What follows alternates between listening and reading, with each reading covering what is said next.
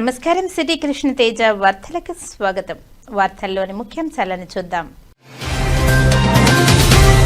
తుఫాన్ నేపథ్యంలో ప్రజలు అప్రమత్తంగా ఉండాలి. గూడూరు డివిజన్లో దెబ్బతిన్న కరకట్ట పనులు, మరమ్మతు పనులను పరిశీలించిన తిరుపతి జిల్లా కలెక్టర్ డాక్టర్ ఎస్ వెంకటేశ్వర్.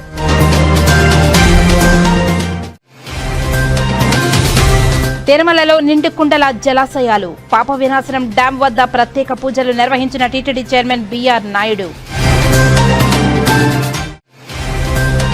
పోలీసుల అమరవీరుల సంస్కరణ దినోత్సవం సందర్భంగా పోలీసు ఆయుధాల అవగాహన ప్రదర్శన ప్రారంభం. దేశం కోసం, ప్రజల కోసం ప్రాణాలను అర్పించిన పోలీసు అమరవీరుల త్యాగం ఎప్పటికీ చిరస్మరణీయమన్న తిరుపతి జిల్లా ఎస్పీ ఎల్ సుబ్బారాయుడు. శ్రీకాళహస్తి దేవస్థానంలో మంత్రి నాదెళ్ల మనోహర్ సమక్షంలో కొలువు తీరిన పాలక మండలి. చైర్మన్ గా కొట్టే సాయి ప్రసాద్, మరో 15 మంది పాలక మండలి సభ్యులు ప్రమాణ స్వీకారం.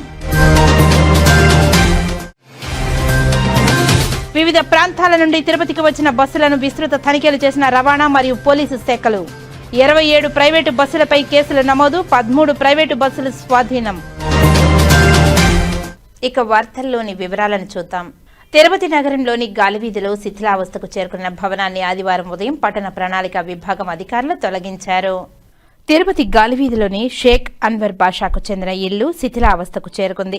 వర్షాల నేపథ్యంలో కూలిపోయే అవకాశం ఉండడంతో కమిషనర్ మౌర్య ఆదేశాల మేరకు భవనం తొలగించేందుకు యజమానికి నోటీసులు ఇచ్చామని డీసీపీ ఖాన్ తెలిపారు. ఆదివారం ఉదయం ప్రొక్లైనర్ సాయంతో పోలీసుల సహకారంతో పట్టణ ప్రణాళిక విభాగం సిబ్బంది కలిసి చుట్టుప్రక్కల వారికి ఇబ్బంది కలగకుండా తొలగించామని తెలిపారు. ఈ 3 రోజుల పాటు మొందా తుఫాను ఉన్న నేపథ్యంలో ప్రజలందరూ అప్రమత్తంగా ఉండాలని తెలిపారు. ఏవైనా కూలిపోయే భవనాలు ఉన్న ఎడల తమకు సమాచారం అందితే తొలగిస్తామని తెలిపారు. తుఫాన్ ప్రభావంతో ఏదైనా సాయం కోసం హెల్ప్ లైన్ నెంబర్లను సంప్రదించాలని తెలిపారు. ఈ కార్యక్రమంలో ఏసీపీ మధు తదితరులు అధికారులు పాల్గొన్నారు. కార్తీక మాసం సందర్భంగా శ్రీకాళహస్తీశ్వర ఆలయంలో కార్తీక దీపాన్ని శాస్త్రోక్తంగా ఆవిష్కరించారు. కార్తీక మాసంలో సర్వేశ్వరుడు జ్యోతి స్వరూపంలో దర్శనమిస్తాడని పురాణాలు పేర్కొంటున్నాయి. కార్తీక మాసంలో భక్తులు జ్యోతి స్వరూపుడైన సర్వేశ్వరుని దర్శించుకోవడానికి ఆలయ అధికారులు ఆకాశ దీపాన్ని ఆవిష్కరిస్తారు. కాగా కార్తీక మాసం సందర్భంగా ఆకాశ దీపం 4వ రోజు కార్యక్రమంలో ఆలయ అధికారులు ఏఈఓ విద్యాసాగర్ రెడ్డి దంపతులు, AEO Vidyasagar Reddy, temple superintendent Nagabhushanam Yadav ఆకాశ దీపాన్ని వెలిగించి పూజా కార్యక్రమాలు నిర్వహించి ప్రారంభించారు. భక్తులు ఆకాశ దీపాన్ని దర్శించుకుంటూ శివనామస్మరణలు చేశారు. ఆలయ అర్చకులు, వేద పండితులు, AEO Vidyasagar Reddy, temple inspector Nagabhushan Yadav ఆధ్వర్యంలో ఆకాశ దీపాన్ని శాస్త్రోక్తంగా పూజా కార్యక్రమాలు చేపట్టారు. ఈ ఉత్సవానికి విచ్చేసిన పూజా కార్యక్రమంలో పాల్గొన్నారు. విశేష పూజల అనంతరం భక్తులు శివనామస్మరణ నడుమ వేదోక్తంగా ఆకాశ దీపాన్ని ఆవిష్కరించారు.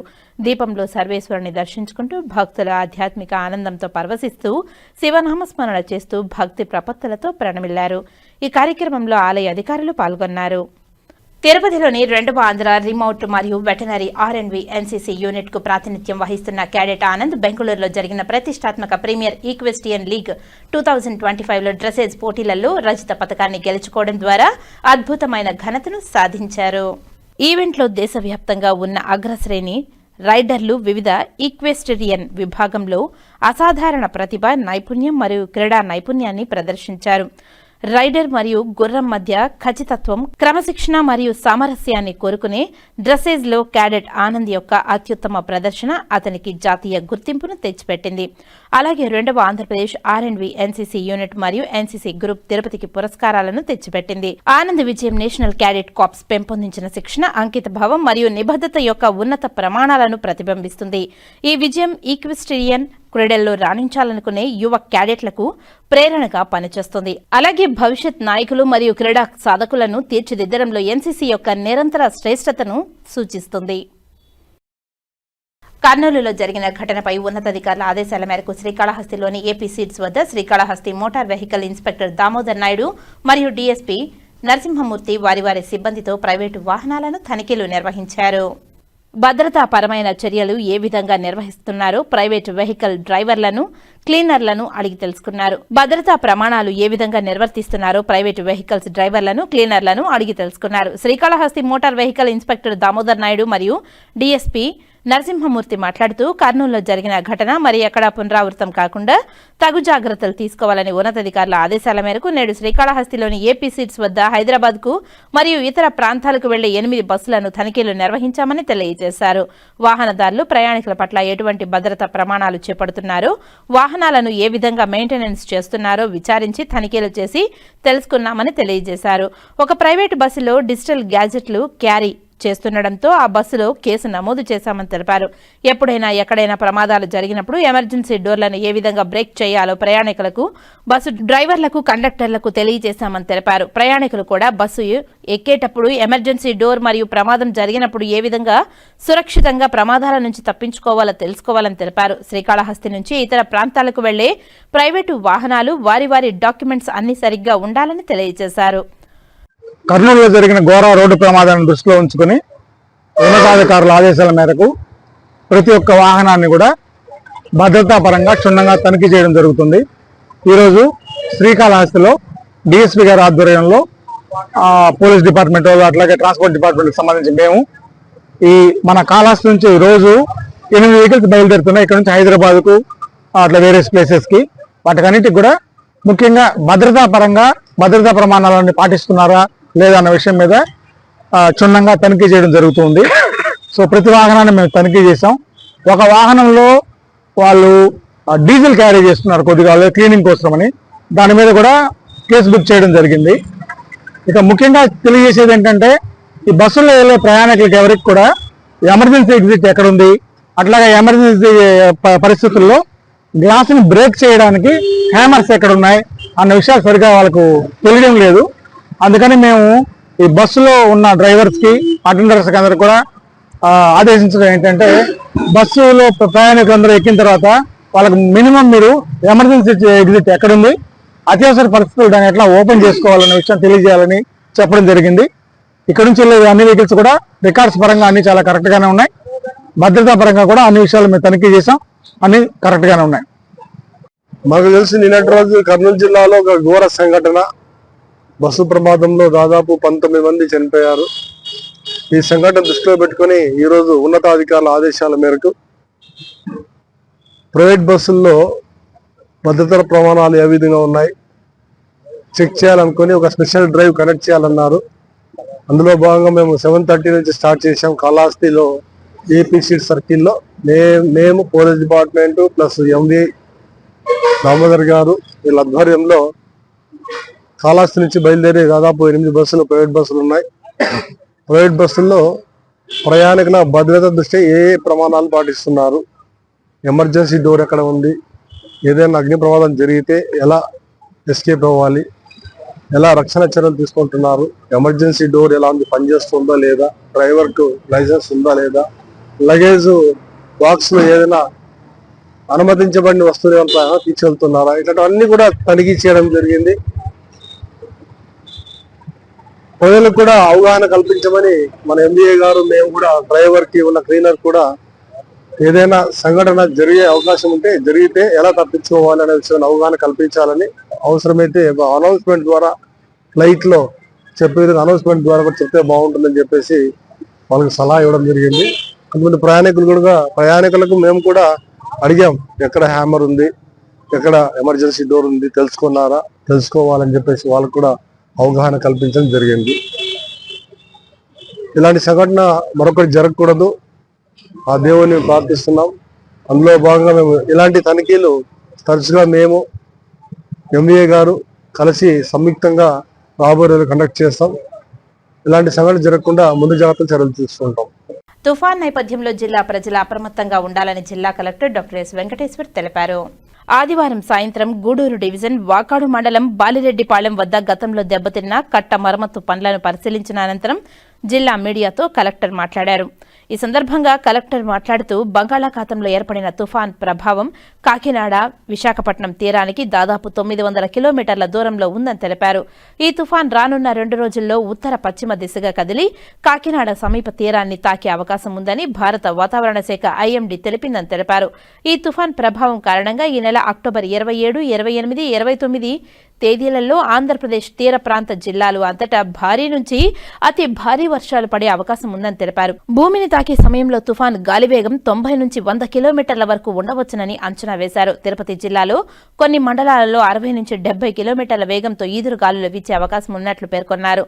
సోమవారం సాయంత్రం నుంచి 29వ తేదీ వరకు వీలైనంత వరకు జిల్లాలోని ప్రజలు ఇంట్లోనే ఉండాలని జిల్లా కలెక్టర్ విజ్ఞప్తి చేశారు. వర్షాల సమయంలో కాలువలు, చెరువులు, నదుల వద్దకు వెళ్లరాదని సూచించారు. జిల్లాలో శిథిలావస్థలో ఉన్న ఇళ్లు లేదా భవనాలలో నివసించేవారు ముందుగానే సురక్షిత ప్రదేశాలకు తరలి వెళ్లాలని తెలిపారు. అత్యవసర పరిస్థితుల్లో ప్రజలను పునరావాస కేంద్రాలకు తరలించేందుకు అన్ని ఏర్పాట్లు పూర్తయ్యాయని తెలిపారు. ఎలక్ట్రిసిటీ, ఇరిగేషన్, ఇంజనీరింగ్ శాఖలు అన్ని యుద్ధ ప్రాతిపదికన చర్యలు చేపట్టేందుకు సిద్ధంగా ఉన్నాయని పేర్కొన్నారు. జిల్లా యంత్రాంగం మొత్తం అప్రమత్తంగా ఉందని తెలిపారు. ఎక్కడా ఎటువంటి ప్రాణ నష్టం లేదా ఆస్తి నష్టం జరగకుండా అన్ని చర్యలు తీసుకుంటున్నామని కలెక్టర్ తెలిపారు. ప్రజలందరూ ప్రభుత్వ సూచనలు పాటించి అత్యవసరమైతే తప్ప బయటకు వెళ్లరాదని జిల్లా కలెక్టర్ ప్రజలకు విజ్ఞప్తి చేశారు. ఈ కార్యక్రమంలో గూడూరు ఇన్ఛార్జ్ ఆర్డీఓ భానుప్రకాష్ రెడ్డి తదితరులు పాల్గొన్నారు. ఈ మంతా తుఫాన్ ఏదైతే ఇప్పుడు రానున్న రోజుల్లో 28, 29, 30 తారీఖులకు సంబంధించి ఈ మంతా తుఫాను మనకిప్పుడు తూర్పు బంగాళాఖాతంలో ఉంది. ఇది సుమారుగా 900 కిలోమీటర్లు కాకినాడ, వైజాగ్ పోర్ట్ నుంచి 900 కిలోమీటర్లు ప్రస్తుతానికి మనకి ట్రాక్ చేసుకోగలేము. ఇది రానున్న 2 రోజుల్లో మనకి నార్త్ వెస్ట్ దిశలో ప్రయాణిస్తూ కాకినాడ దగ్గర ఇది తీరాన్ని తాకే అవకాశం ఉన్నట్లు మనకు ఐఎండీ మేరకు సమాచారం అందింది. కానీ దీని యొక్క ప్రభావం మొత్తం ఆంధ్రప్రదేశ్లో ఉన్నటువంటి కోస్తా జిల్లాలన్నింటిలో కూడా దీని యొక్క ప్రభావం ఉంటుంది. దానివల్ల మనకి రేపు, ఎల్లుండి మరియు అవతల అంటే 27, 28, 29 ఈ 3 రోజులు కూడా భారీ నుంచి అతి భారీ వర్షాలతో పాటు ఇది ఎప్పుడైతే ల్యాండ్ ఫాల్ అయ్యేటప్పుడు, ల్యాండ్ ఫాల్ అంటే భూమి మీదకి వచ్చేటప్పుడు మనకి సుమారుగా 90 నుంచి 100 కిలోమీటర్ల వేగంతో గాలులతో పాటు కూడా వర్షం కూడా అధికంగా వచ్చే ఛాన్స్ ఉంది. మనకి మన జిల్లాలో, తిరుపతి జిల్లాలో 75 కిలోమీటర్లు కోస్ట్ లైన్ ఉంది. 5 మండలాలు ముఖ్యంగా చిల్లకూరు, కోట, వాకాడు, సూళ్ళూరుపేట, తడ ఈ 5 మండలాలకు కూడా భారీ నుంచి అతి భారీ వర్ష సూచన. అదేవిధంగా ఈదురుగాలులు సుమారుగా మనకైతే 60 నుంచి 70 కిలోమీటర్లతో పాటు ఈదురుగాలులు కూడా వచ్చే అవకాశం ఉంది. దీనికోసం అప్రమత్తత చర్యల్లో భాగంగా, ప్రిపేర్డ్నెస్లో భాగంగా అందరినీ కూడా అలర్ట్ చేయడం జరిగింది. రానున్న 3-4 రోజులు కూడా ఎక్కడ కూడా ఎటువంటి అవాంఛనీయ సంఘటనలు జరగకుండా అందరూ కూడా వీలైనంత వరకు, ముఖ్యంగా రేపు సాయంత్రం నుంచి అదేవిధంగా 28, 29 తారీఖుల వరకు మనకి ఏదైతే సైక్లోన్ వెళ్ళేంత వరకు కూడా వీలైనంత వరకు ఇంటి వరకే ఉంటే మంచిది. బయటకు కూడా రాకపోవడం సూచిస్తున్నారు. అదేవిధంగా ఎవరు కూడా అన్ని బోట్లు, ఫిషర్మెన్ కూడా ఓషన్ నుంచి, సముద్రం నుంచి కూడా తిరిగి రావడం జరిగింది. కాపు లీడర్లు అందరితో కూడా మనం మాట్లాడుకొని వాళ్ళందరినీ కూడా ఎక్కడ బయటకు వెళ్ళడానికి లేకుండా ఆదేశాలు ఇచ్చున్నాం. అదేవిధంగా అన్ని ఇంజనీరింగ్ డిపార్ట్మెంట్, పంచాయతీరాజ్, ఆర్ఎండ్బి, అదేవిధంగా ఎలక్ట్రిసిటీ డిపార్ట్మెంట్, ఎక్కడన్నా ఏదన్నా ఇరిగేషన్ డిపార్ట్మెంట్ చెరువు కట్టలు తెగినా, రోడ్లు బ్రీచ్ అయినా, అదేవిధంగా ఎలక్ట్రిసిటీ పోల్స్ ఏదన్నా పడిపోయినా వెంటనే వార్ ఫుటింగ్ బేసిస్లో వాటన్నిటిని కూడా మళ్ళీ రిపేర్ చేసి రీస్టోర్ చేయడానికి కూడా అన్ని చర్యలు కూడా ఏర్పాట్లు చేసుకొని మెషినరీ మెన్ అన్ని కూడా రెడీ చేసి పెట్టుకున్నాము. కలెక్టరేట్లో, డివిజనల్ ఆఫీసెస్లో, మండల ఆఫీసులు అన్నింటిలో కూడా కంట్రోల్ రూమ్ ఏర్పాటు చేసుకోవడం జరిగింది. అందరూ కూడా జిల్లా వ్యాప్తంగా కూడా మనకి ఎక్కడ స్వర్ణముఖి అమ్మటి కానీ మిగతా రివర్స్ అమ్మటి కానీ ఎవరు కూడా వెళ్ళకుండా, ఎందుకంటే మొన్న కూడా చూసినట్టయితే తిరుపతిలో ఒక 4 పిల్లలు ఈతకెళ్ళి ప్రమాదవశాత్తు మరణించడం జరిగింది. కొంచెం నీళ్లు ఉధృతంగా ప్రవహిస్తాయి కాబట్టి ఈ 3-4 రోజులు అట్లాంటి చోటుకి వెళ్లకుండా చూసుకోవాలి. అదేవిధంగా ఏదైనా కాజ్వేలు ఓవర్ఫ్లో అవుతున్నా కూడా వాటిని అంతా నీటి ఉధృతి తగ్గేంత వరకు కూడా ఆ కాజ్వేలు అమ్మటి కూడా వెళ్లకుండా మనం చర్యలు తీసుకుంటున్నాము, బ్యారికేడ్లు అవి పెట్టి. ఇట్లా చూసుకున్నట్టయితే మనము అన్ని విధాలుగా ఏర్పాట్లన్నీ కూడా ఈ మంతా సైక్లోన్కి సంబంధించి జిల్లా వ్యాప్తంగా కూడా అందరము అలర్ట్గా ఉన్నాం. ఎక్కడ కూడా ఎటువంటి ప్రాణ నష్టం, ఆస్తి నష్టం జరగకుండా చర్యలు తీసుకుంటున్నాము. ఎక్కడన్నా ఏదన్నా శిథిలావస్థలో బిల్డింగ్లు ఉన్నా కూడా, ఇల్లులు ఉన్నా కూడా వాళ్ళని ముందుగానే షిఫ్ట్ చేసి రేపు రాత్రి కల్లా కూడా మనం ఏదైతే రిలీఫ్ సెంటర్లు పునరావాస కేంద్రాలు ముందుగానే గుర్తించామో అక్కడ వాళ్ళని పెట్టడం జరుగుతుంది. అదేవిధంగా వర్షాలు ఎక్కువ ఏదన్నా ఏరియాలు లో లయింగ్ ఏరియాల్లో మనకి నీళ్ళు ఎక్కువ వచ్చినా కూడా ఇది వరకు ఉన్నటువంటి రికార్డు మేరకు ఏ విలేజ్లని వాటిని గుర్తించడం జరిగింది.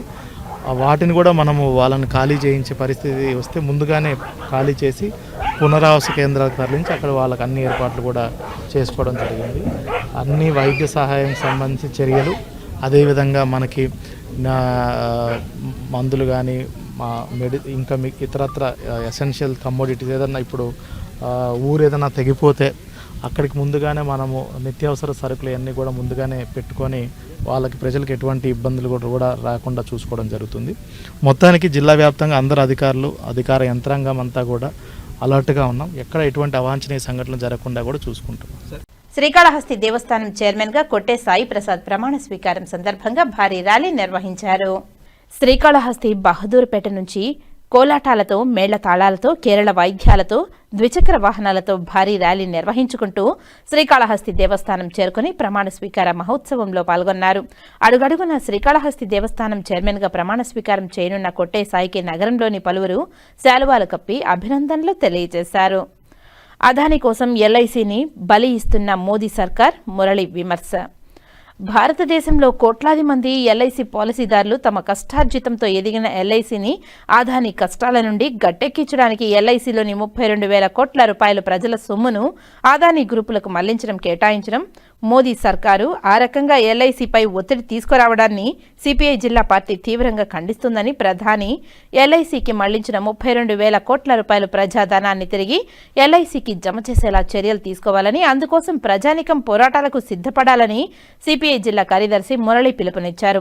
రాష్ట్రంలో కూటమి ప్రభుత్వం కేంద్రం నుండి నిధులు రాబట్టడానికి ప్రయత్నం చేయాల్సింది పోయి విశాఖ ఉక్కును అమ్మేస్తూ పోర్టులను అదానికి అప్పచెప్తున్న ఎల్ఐసి నుండి 32,000 కోట్ల రూపాయలు ప్రజాధనాన్ని అదానీ గ్రూపుకు బదిలీ చేస్తున్న చంద్రబాబు, పవన్ కళ్యాణ్లు మాట్లాడకపోవడం చాలా బాధాకరమని, చాలా దారుణమని అన్నారు. అందుకోసం రాష్ట్రంలో ప్రజానికం పెద్ద ఎత్తున పోరాటాలకు సిద్ధపడాలని ఆయన సూచించారు. అదానీ కోసం ఎల్ఐసిని మోదీ సర్కార్ బలిస్తుందని సిపిఐ జిల్లా కార్యదర్శి మురళి విమర్శించారు.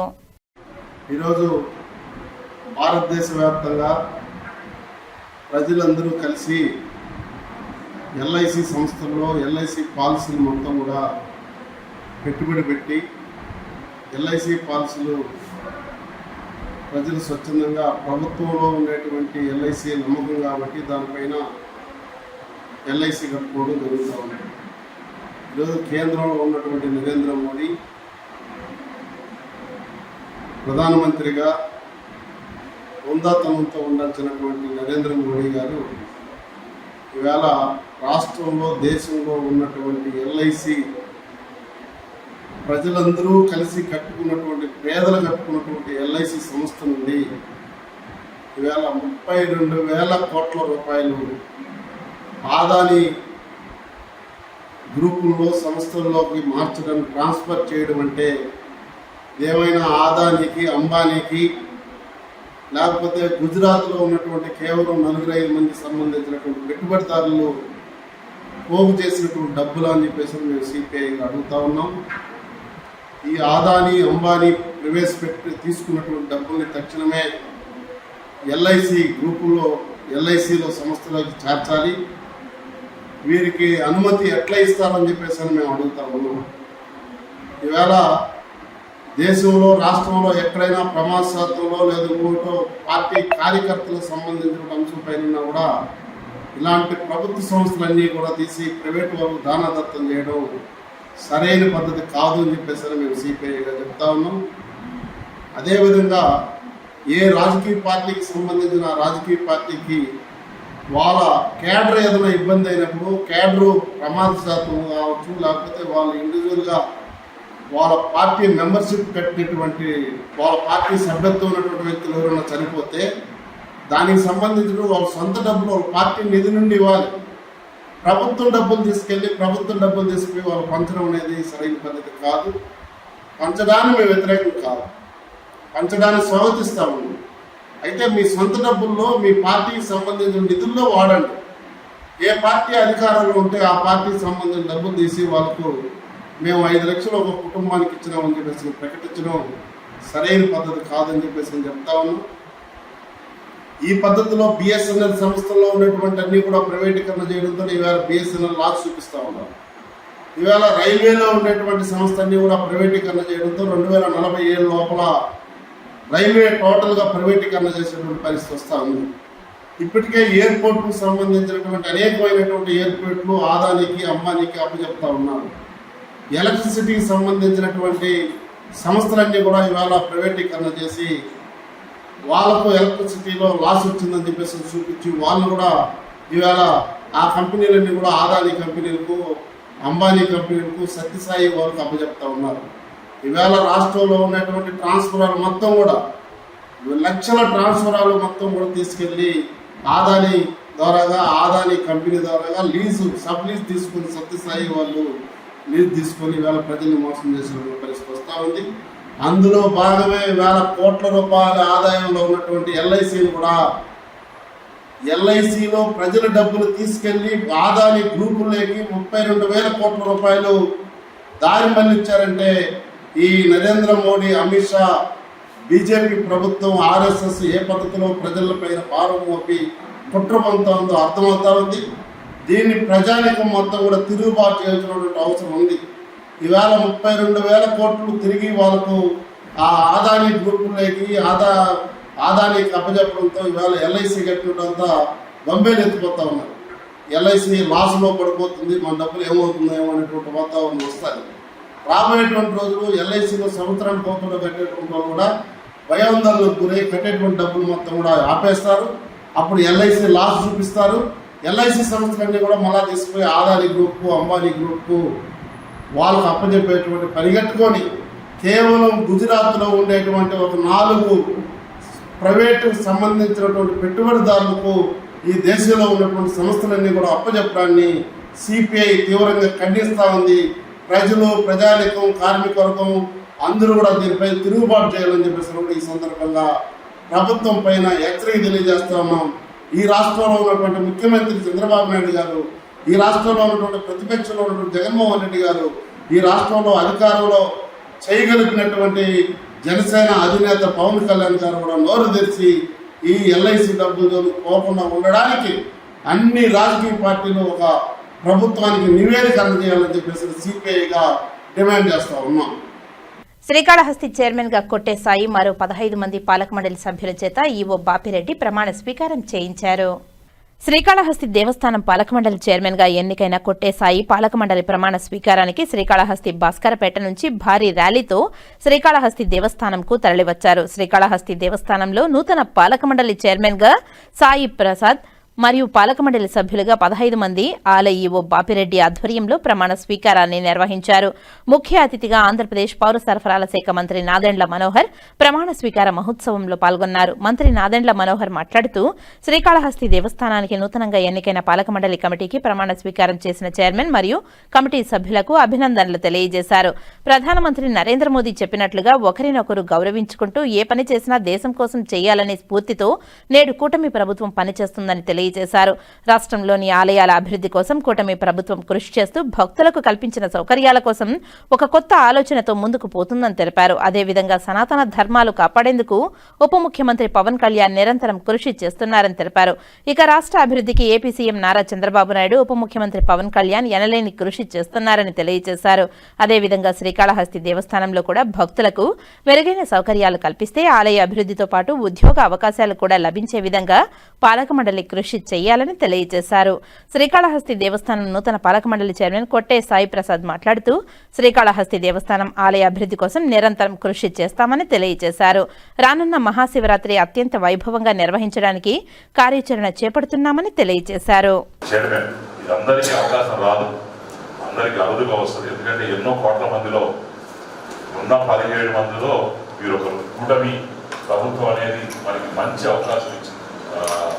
అటు చంద్రబాబు నాయుడు గారు కావచ్చు, పవన్ కళ్యాణ్ గారు కావచ్చు, మోడీ గారు కావచ్చు, ఈరోజు మంచి ఆశయంతో పనిచేస్తున్నప్పుడు అందరం కూడా కలిసి మంచి లక్ష్యం కోసం పనిచేయాలి. స్వామివారికి అంచెలుగా పెంచి నాకున్న ఐడియాలజీస్ ఇప్పటివరకు ఓన్లీ 10% ఇంప్లిమెంట్ చేశాను ఈ 16 నెలలు.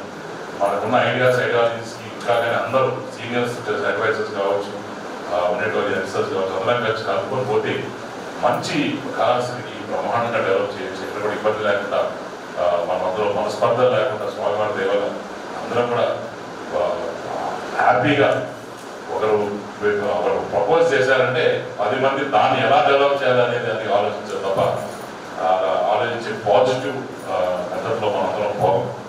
అలానే I welcome all to Srikalahasti, my family. మీరందరూ మా ఫ్యామిలీ మెంబర్స్.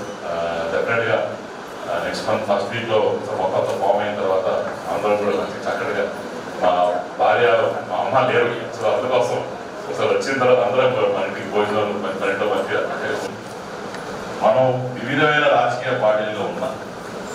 స్వామి చెంతకు వస్తే మనందరం ఒకటి. అవన్నీ కూడా పాలిటిక్స్ అన్నీ కూడా మనసులో ఏమున్నా మంచి చెడ్డ నెగిటివ్ అన్నీ పెట్టుకుని పాజిటివ్నెస్తోని మనందరం కూడా స్వామి కోసం కృషించి నా ఆశ ఏంటంటే ఇంకొక 10 తరాల తర్వాత అయినా సరే this was the best trust board ever అని చెప్పి మనందరం కూడా మందితో ట్రస్ట్ బోర్డు సభ్యులందరూ కూడా స్వామివారి ఆశీర్వచనాలు తీసుకుని భవిష్యత్తులో భక్తులందరికీ అద్భుతమైన సేవా కార్యక్రమాలు అందించే విధంగా వీటితో పాటు మా కూటమి ప్రభుత్వం వచ్చిన తర్వాత ప్రత్యేకంగా ఆలయ అభివృద్ధి కోసం భక్తులకి మనం కల్పించాల్సిన సౌకర్యాల అర్థం ఒక కొత్త ఆలోచనతోటి మన రాష్ట్ర ముఖ్యమంత్రి గారు పవన్ కళ్యాణ్, ముఖ్యమంత్రి గారు చంద్రబాబు నాయుడు గారు, అదేవిధంగా రాష్ట్ర ఉప ముఖ్యమంత్రి గారు పవన్ కళ్యాణ్ గారు ధర్మాన్ని కాపాడాలని ప్రతి ఒక్కరిని మన సమాజంలో చక్కటి అవకాశం కల్పించే విధంగా పరస్పరంగా గౌరవించుకుంటూ ఏ కార్యక్రమం చేసినా కూడా దేశం కోసం చేయాలని నరేంద్ర మోడీ గారు ఏ విధంగా పిలిపించారో ఆ స్ఫూర్తితోటి రాష్ట్ర వ్యాప్తంగా మనం అభివృద్ధి కార్యక్రమాలు చేసుకుంటూ వెళ్తున్నాం.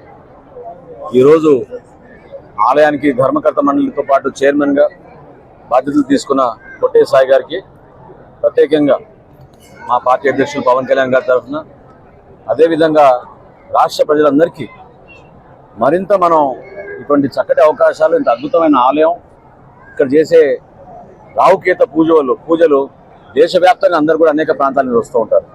గతంలో చైర్మన్గా పనిచేసిన అనుభవజ్ఞుడు మన ఆనంద్ ఉన్నారు. ఎమ్మెల్యే గారు స్థానికంగా ఆయన కూడా చాలా సహకరించారు. ఎండోమెంట్స్ మంత్రి గారు ప్రత్యేకంగా ఆనంద్ రామరెడ్డి గారికి ధన్యవాదాలు తెలుపుకుంటూ ఇక్కడ ఉన్న అధికారులు కూడా చేసే ప్రతి కార్యక్రమం ప్రజలకి అంకిత భావంతో చేసే విధంగా ముందుకెళ్దాం. మీ అందరి సహకారం ఎంతో అవసరం. ఒక అద్భుతమైన డెస్టినేషన్గా మనం మార్చచ్చు. ఏ విధంగా ఈ రోజున తిరుపతికి అంతమంది భక్తులు వస్తున్నారో శ్రీకాళహస్తి కూడా ఆ విధంగా వచ్చేటట్టు మనం సౌకర్యాలు కల్పిస్తే ఖచ్చితంగా మనకి టూరిజం పెంచగలుగుతాం. అవకాశాలు ఉన్నాయి. తద్వారా స్థానికంగా మన ఉపాధి కూడా కల్పించవచ్చు. నాతో పాటు తిరుపతి ఎమ్మెల్యే గారు శ్రీనివాసులు గారు, అదేవిధంగా రైల్వే కోడూరు శాసనసభ్యులు శ్రీధర్ గారు కూడా వచ్చారు. ప్రతి ఒక్కరికి మనస్ఫూర్తిగా ఈ సందర్భంగా ఇంకా భవిష్యత్తులో చక్కటి కార్యక్రమాలు చేయాలని చైర్మన్గా ప్రమాణ స్వీకారం చేసిన మన సాయికి మనస్ఫూర్తిగా మనందరి తరఫున అభినందన. ప్రవాహక ప్రాంతాల్లో మనం ప్రత్యేకంగా టూరిజం గురించి దృష్టి సారించాలి. గతంలో కూడా నేను శాసన సభాపతిగా ఉన్నప్పుడు ఆ సందర్భంలో కూడా ఆనంద్ కొన్ని అభివృద్ధి కార్యక్రమాలు చేపట్టడం నాకు బాగా గుర్తు. నదీ ప్రవాహ ప్రాంతాల్లో మనం కొత్తగా ఏపీ టూరిజం నుంచి ఖచ్చితంగా ఒక మంచి ప్రణాళికతోటి మీరు అన్నట్టు ఒక మాస్టర్ ప్లాన్ ఒకటి రూపొందించి ఈ ప్రాంత అభివృద్ధి కోసం ఖచ్చితంగా తిరుపతికి వచ్చే భక్తులందరూ కూడా ఇక్కడ అద్భుతమైన ఆలయం ఉందని తెలిసే విధంగా వాళ్ళకి మనం చక్కటి అవకాశాలు కల్పించాలి. ఆ కమ్యూనికేషన్ గ్యాప్ పెంచే లేకుండా మనం అందరం కూడా సహకరిద్దాం.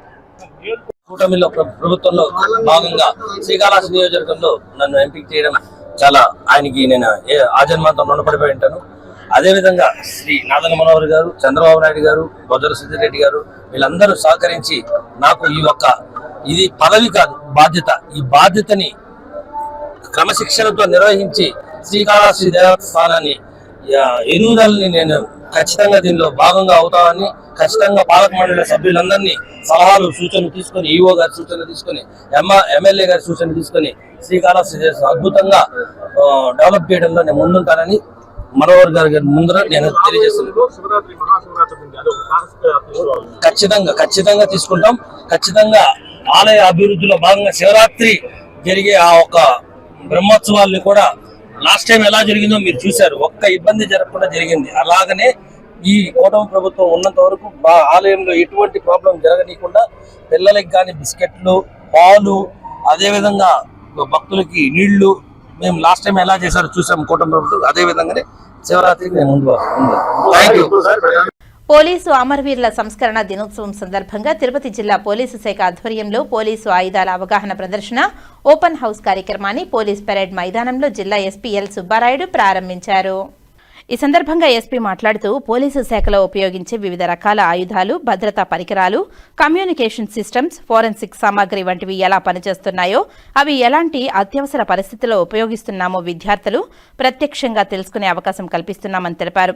యువతలో పోలీసు వ్యవస్థపై అవగాహన, విశ్వాసం పెంపొందించడం ఈ కార్యక్రమం ముఖ్య ప్రధాన ఉద్దేశమని తెలిపారు. అలాగే పోలీసు వ్యవస్థ ప్రజల భద్రత కోసం 24 గంటలు కృషి చేస్తుందని, ప్రతి పౌరుడు కూడా చట్టాన్ని సహకరించాలనే బాధ్యతతో ముందుకు రావాలని, సమాజంలో శాంతి భద్రతల కోసం పోలీసులు, ప్రజలు కలిసి పనిచేయాలని ఎస్పీ తెలిపారు. పోలీసు వారు ప్రజల కోసం, వారి భద్రత కోసం నిరంతరం కృషి చేస్తున్నారని తెలిపారు. భవిష్యత్తులో యువత కూడా దేశ సేవలో భాగస్వాములు కావాలని పిలుపునిచ్చారు. ఈ కార్యక్రమంలో 7 రోజుల పాటు జిల్లా వ్యాప్తంగా పాఠశాలలు, కళాశాలలు నిర్వహించబడుతుందని, ఇందులో భాగంగా విద్యార్థులకు భద్రతా అవగాహన, ట్రాఫిక్ నియమాలు, మహిళా రక్షణ, సైబర్ సేఫ్టీ వంటి అంశాలపై ప్రత్యేక ప్రదర్శనలు, సదస్సులు, చర్చా కార్యక్రమాలు, వ్యాసరచన పోటీలు నిర్వహించబడతాయని తెలిపారు. ఈ అవగాహన ప్రదర్శనలో పోలీసులు వివిధ విభాగాల ఆధ్వర్యంలో SLR, ఇన్సాస్, 9mm పిస్టల్ వంటి ఆయుధాలు, డ్రోన్ పరికరాలు, బుల్లెట్ ప్రూఫ్ జాకెట్లు, కమ్యూనికేషన్ సిస్టమ్స్, ఫోరెన్సిక్ సామాగ్రి మరియు స్నీపర్ డాగ్స్ యూనిట్ ప్రదర్శనలు ఏర్పాటు చేశారు. విద్యార్థులు ఈ ప్రదర్శనలను ఆసక్తిగా వీక్షించి పోలీసు అధికారులను ప్రశ్నలు అడిగి అవగాహన పొందారు. పోలీసు శాఖ సాంకేతిక పరిజ్ఞానం, శిక్షణ నైపుణ్యాన్ని చూసి విద్యార్థులు ఆశ్చర్యం వ్యక్తం చేశారు.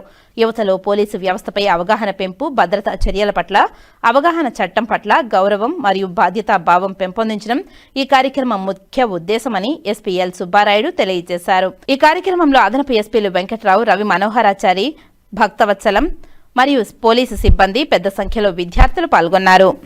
అందరికీ నమస్కారం. అమరవీరుల సంస్మరణ దినోత్సవంలో భాగంగా ఓపెన్ హౌస్ పెట్టడం జరిగింది. యువతకు, విద్యార్థులకు భద్రతాపరమైన చర్యలలో భాగంగా, అదేవిధంగా వివిధ రకాల వెపన్స్, తర్వాత భద్రతలో భాగంగా వాడే అనేక ఎలక్ట్రానిక్ గ్యాడ్జెట్స్, బీడీ ఎక్విప్మెంటు, వీటన్నిటిపై అవగాహన ఉండాలి.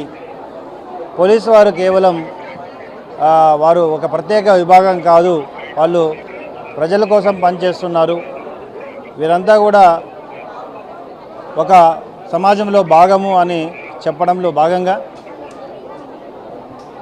ఒక వారం రోజుల్లో జరిగే కార్యక్రమాల్లో భాగంగా ఈరోజు ఓపెన్ హౌస్ పెట్టి విద్యార్థులకు, ముఖ్యంగా యువతకు భద్రత పట్ల ఒక మంచి అవగాహన కల్పించాలి, వారి యొక్క బాధ్యతలు గుర్తు చేయాలనే ఒక మంచి దృక్పథంతో ఓపెన్ హౌస్లో అందరికీ కూడా విద్యార్థులకు ఇక్కడ తీసుకొచ్చి ఉన్న వెపన్స్ని, బీడీ ఎక్విప్మెంట్ని, వీటన్నింటినీ కూడా అవగాహన కల్పించడం, వారిలో ఒక ధైర్యాన్ని కల్పించడం, సమాజానికి ఒక మంచి మెసేజ్ ఇవ్వడంలో భాగంగా ఓపెన్ హౌస్ పెట్టడం జరిగింది.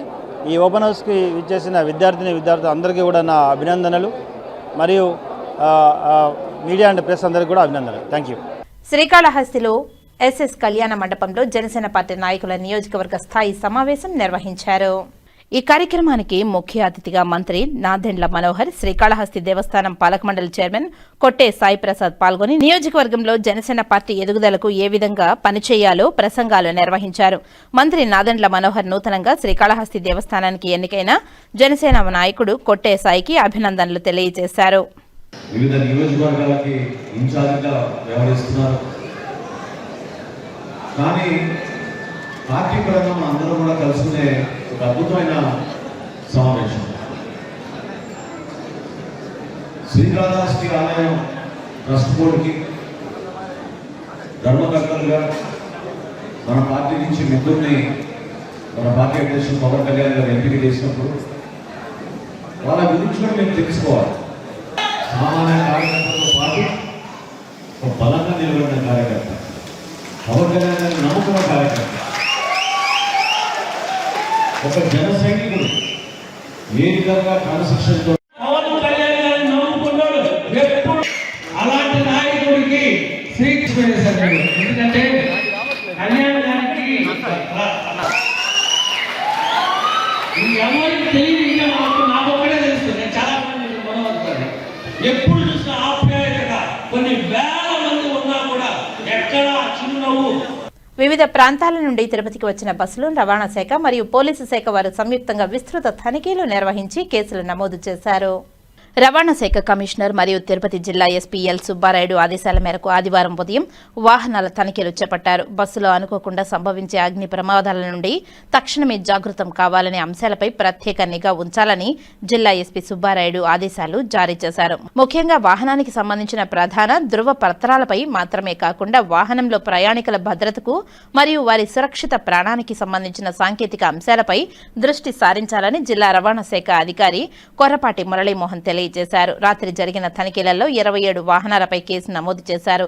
ఆదివారం ఉదయం జరిపిన తనిఖీలలో హైదరాబాద్, బెంగళూరు, సేలం, మదురై, పాండిచ్చేరి, జబ్బల్పూర్ నుండి తిరుపతికి చేరుకున్న 13 వాహనాలపై కేసులు నమోదు చేశారు. ముఖ్యంగా FDAS fire direction and alarm system, అగ్ని గుర్తింపు మరియు హెచ్చరిక వ్యవస్థ మరియు FDSS fire directions and suspicion system అగ్ని వ్యాప్తి తగ్గింపు వ్యవస్థల వాహనాలలో లేని కారణంగా 13 వాహనాలపై కేసు నమోదు చేసి వాహనాలను స్వాధీనపరుచుకుని మంగళం ఆర్టీసీ డిపోకు తరలించారు. ఈ తనిఖీలలో పోలీసు అధికారులు అగ్నిమాపక నియంత్రణ పరికరం మరియు అత్యవసర ద్వారం ప్రతి వాహనంలో మోటారు వాహన నియమ నిబంధనలను అనుసరించి ఉన్న విధానాన్ని క్షుణ్ణంగా పరిశీలించారు. ప్రయాణికుల భద్రతా దృష్ట్యా ఏప్రిల్ 2019 తర్వాత రిజిస్ట్రేషన్ అయిన బస్సులకు FDAS ఉండాలని, అక్టోబర్ నుండి రిజిస్ట్రేషన్ అయిన వాహనాలను FDSS ఉండాలని బస్సు యజమానులు ఈ విషయం గుర్తించాలని జిల్లా రవాణా శాఖ అధికారి తెలియజేశారు. ఈ తనిఖీలలో అదనపు ఎస్పీ రవి మనోహరాచారి, నగర DSP Bhaktavatsalam, traffic DSP Bhaktavatsalam మరియు CIలు, మోటార్ వాహన తనిఖీ అధికారులు శ్రీనివాసరావు తదితరులు పాల్గొన్నారు. జరిగిన బస్సు ప్రమాదం చాలా దిగ్భ్రాంతికరమైన విషయం. ఇది అటువంటి ప్రమాదాలు పునరావృతం కాకుండా ప్రమాదాల నివారణలో భాగంగా అనేక తనిఖీలు చేయడం జరుగుతూ ఉంది. ముఖ్యంగా ప్రమాదం జరిగినప్పుడు వాహనంలో సేఫ్టీ ఎలా ఉండాలి, తర్వాత వచ్చేసి సాంకేతికతను ఎలా ఉపయోగించుకోవాలనే అంశాల మీద మేము దృష్టి సారించి వాహనాల మీద ఎన్ఫోర్స్మెంట్ చేయడం జరిగింది తిరుపతి జిల్లాలో. ముఖ్యంగా తిరుపతి జిల్లా ఎస్పీ శ్రీ సుబ్బరాయుడు గారి ఆదేశాల మేరకు, అలాగే మా యొక్క రవాణా కమిషనర్ శ్రీ మనీష్ కుమార్ సిన్హా గారి ఆదేశాల మేరకు ఈ యొక్క తనిఖీలు ముమ్మరం చేయడం జరిగింది. గత రాత్రి 20 బస్సుల మీద కేసులు నమోదు చేశాము. ఈరోజు ఉదయం కూడా 15 బస్సుల మీద కేసు నమోదు చేశాము. 14 వాహనాలు సీజ్ చేయడం జరిగింది. ముఖ్యంగా రెగ్యులర్ చెకింగ్లో మేము వాహనాలకి RC permit, insurance, all India tourist permit, ఇవన్నీ ఆథరైజేషన్ అవి చూడటమే కాకుండా ఈరోజు సాంకేతిక సంబంధించిన అంశాలను క్షుణ్ణంగా పరిశీలించి ఈ వాహనాల మీద చర్యలు తీసుకోవడం జరిగింది. దాని గురించి మా యొక్క మోటార్ వాహనాల తనిఖీ అధికారి తిరుపతి శ్రీనివాస్ గారు మాట్లాడతారు. అందరికీ నమస్కారం. నిన్న సాయంకాలం నుంచి విస్తృతంగా ఈ బస్సుల మీద తనిఖీలు చేపట్టడం జరిగింది. ఇక్కడ తిరుమల ప్రముఖ పుణ్యక్షేత్రం అయినందువల్ల చాలా దూర ప్రాంతాల నుంచి కర్ణాటక, తమిళనాడు, మనకి తెలంగాణ, సో అట్లాగే మన ఆంధ్రప్రదేశ్లో విశాఖపట్నం, శ్రీకాకుళం వంటి సుదూర ప్రాంతాల నుంచి కూడా ప్రయాణికులు వస్తుంటారు. ఈ ప్రయాణికులు చేరవేయడానికి ఆర్టీసీ కాక చాలా రకాలైన ప్రైవేట్ బస్సులు అన్నీ కూడా ఉన్నాయి. ఈ ప్రైవేట్ బస్సులలో ప్రయాణించే ప్రయాణికుల భద్రత దృష్ట్యా ముఖ్యంగా వాటికి అన్ని బస్సులకి అత్యవసర ద్వారాలు ఉన్నాయా, కొన్ని బస్సులకి ద్వారాలు ఉన్నాయి, కానీ ఆ ద్వారాలకి అడ్డంగా కూడా వాళ్ళు బస్సు యజమానులు సీట్లు కానీ బర్తులు కానీ ఉంచి మనకి అత్యవసర సమయంలో ప్రయాణికులు బయటికి రాకుండా అది అడ్డంకుగా ఉన్నట్టున్నాయి. కొన్నిటికి ఫైర్ ప్రొటెక్షన్ ఎక్విప్మెంట్ కొన్నిటికి లేదు, కొన్నిటికి ఉన్నా కూడా అవి పనిచేయని పరిస్థితుల్లో ఉన్నాయి.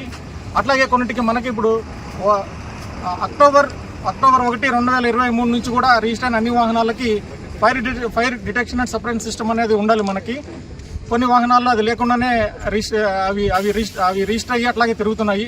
అటువంటి వాహనాలన్నింటినీ కూడా ఈ తనిఖీల్లో మనం గుర్తించి వాటిని సీజ్ చేయడం జరిగింది.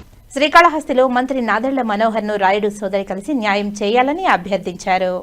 జనసేన కార్యకర్త చెన్నైలో హత్య కాబడ్డ రాయుడు సోదరి నేడు శ్రీకాళహస్తికి చెందిన జనసేన పార్టీ నియోజకవర్గ సమావేశంలో పాల్గొని మంత్రి నాదెండ్ల మనోహర్ను కలిసి తనకు న్యాయం చేయవలసిందిగా అభ్యర్థించింది. మంత్రి నాదెండ్ల మనోహర్ ఆమెకు న్యాయం జరిగే విధంగా కార్యాచరణ చేపడతామని తెలియజేశారు. నాగుల చవితి పర్వదినాన్ని పురస్కరించుకుని శనివారం రాత్రి శ్రీదేవి భూదేవి సమేత శ్రీ మలయప్ప స్వామివారు పెద్ద శేషవాహనంపై భక్తులకు దర్శనమిచ్చారు. రాత్రి 7 గంటల నుండి స్వామి అమ్మవార్లు తిరుమల వీధుల్లో దర్శనమివ్వగా పెద్ద సంఖ్యలో భక్తులు దర్శించుకున్నారు. సర్పరాజైన ఆదిశేషువు జగన్నాథునికి నివాస భూమిగా, తల్పంగా, సింహాసనంగా స్వామివారికి విశేష సేవలందించినట్లు పురాణాలు చెబుతున్నాయి. శ్రీ వెంకటేశ్వర స్వామి సహస్రనామాలతో శేషసాయి, శేషస్తుత్యం, శేషాద్రి నిలయం అంటూ నిత్య పూజలు అందుకుంటున్నారు. అటు రామావతారంలో లక్ష్మణునిగా, కృష్ణావతారంలో బలరామునిగా స్వామివారికి అత్యంత సన్నిహితునిగా వ్యవహరించే ఆదిశేషువు శ్రీవైకుంఠంలోని నిత్య సూరులలో ఆద్యుడు.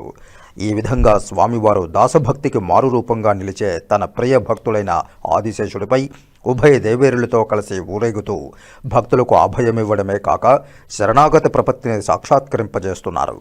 అందుకే స్వామివారు బ్రహ్మోత్సవ వాహన సేవలలో కూడా తొలి ప్రాధాన్యత ఆదిశేషునికే ఇచ్చారు. ఈ కార్యక్రమంలో తిరుమల చిన్నజీయర్ స్వామి, రాష్ట్ర మంత్రి Nadendla Manohar, TTD chairman BR Naidu, VGO Surendra, పేష్కార్ రామకృష్ణ తదితరులు పాల్గొన్నారు.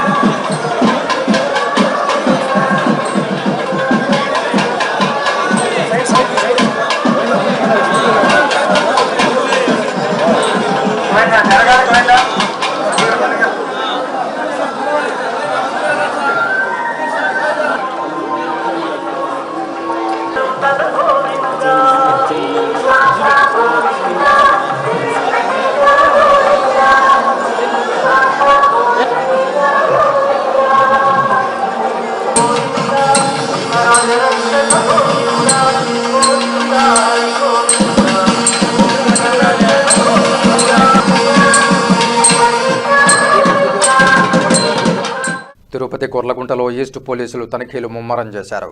అనుమానిత వ్యక్తులను, రికార్డులు సక్రమంగా లేని వాహనాలను క్షుణ్ణంగా పరిశీలించారు. తిరుపతి ఈస్ట్ సిఐ శ్రీనివాసుల ఆధ్వర్యంలో తిరుపతి కొర్లగుంటలో కార్డన్ సెర్చ్ నిర్వహించారు. ఈ సందర్భంగా ఆదివారం తిరుపతి ఈస్ట్ పోలీస్ స్టేషన్లో సిఐ శ్రీనివాసులు మాట్లాడుతూ తిరుపతిలో నిఘాను మరింత పటిష్టం చేశామన్నారు. కార్డన్ సెర్చ్ నిర్వహిస్తూ అనుమానితులను అదుపులోనికి తీసుకుంటున్నామన్నారు. ప్రజలు ఇళ్ల నుండి బయట ఊర్లకు వెళ్లే సమయంలో LHMS యాప్ను సద్వినియోగం చేసుకోవాలని విజ్ఞప్తి చేశారు. గరుడ వారధిపై నిరంతర పర్యవేక్షణ చేస్తున్నామని తెలిపారు. సీసీ కెమెరాల ద్వారా అనుమానితులను గుర్తిస్తూ నిఘాను పటిష్టం చేశామని తెలిపారు.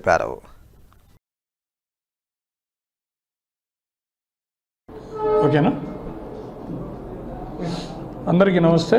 ఈరోజు పై అధికారుల ఉత్తర్వుల మేరకు కొర్లకుంటలో సండే రోజు మా సబ్ డివిజన్ పరిధిలోని అన్ని పోలీస్ స్టేషన్ల స్టాఫ్తో